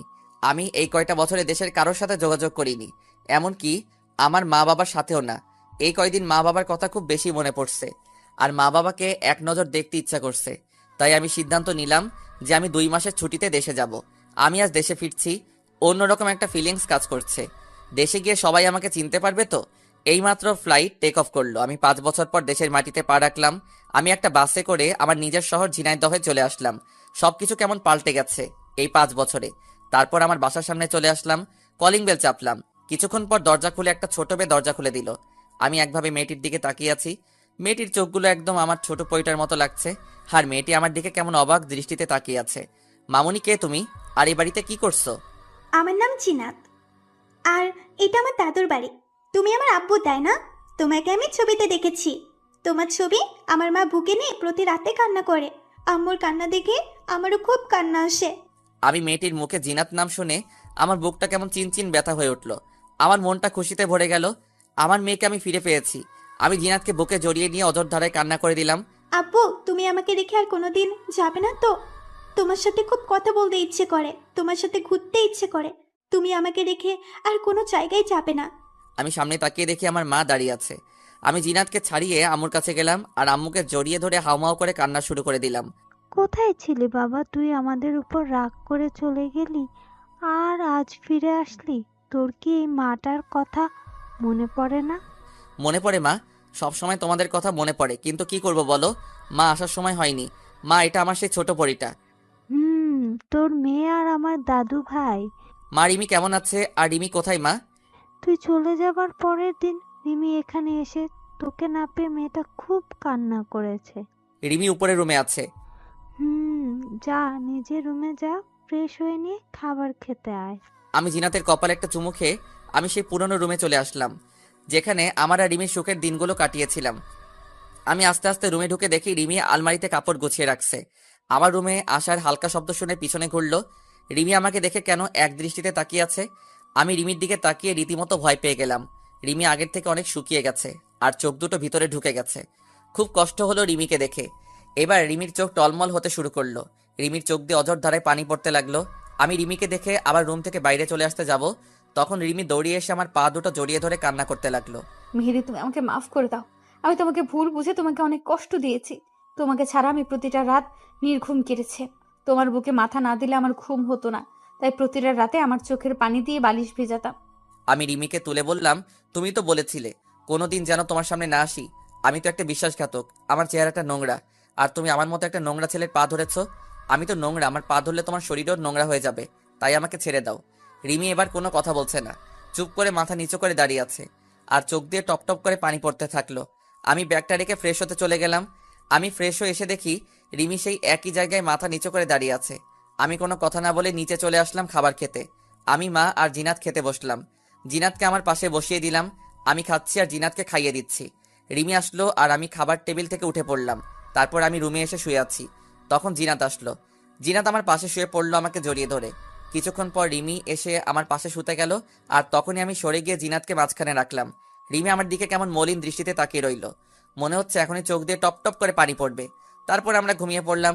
সকালে উঠে দেখি রিমি বিছানায় নেই। আমি ফ্রেশ হয়ে নাস্তা করে বাইরে ঘুরতে বের হলাম, উদ্দেশ্য রাজুর বাড়ি। আমি রাজুর বাসায় গিয়ে রাজুর সাথে দেখা করলাম। রাজু আবার বিয়ে করেছে। আমরা সারাদিন আড্ডা দিয়ে বাড়ি চলে আসলাম। আমি বাড়ি আসার সাথে সাথে আমার ছোট পরিটা আমাকে জড়িয়ে ধরলো। আমি রিমির সাথে একটা কথাও বলিনি। অবশ্য কয়েকবার রিমি আমার সাথে কথা বলার চেষ্টা করেছে, আমি এড়িয়ে গেছি।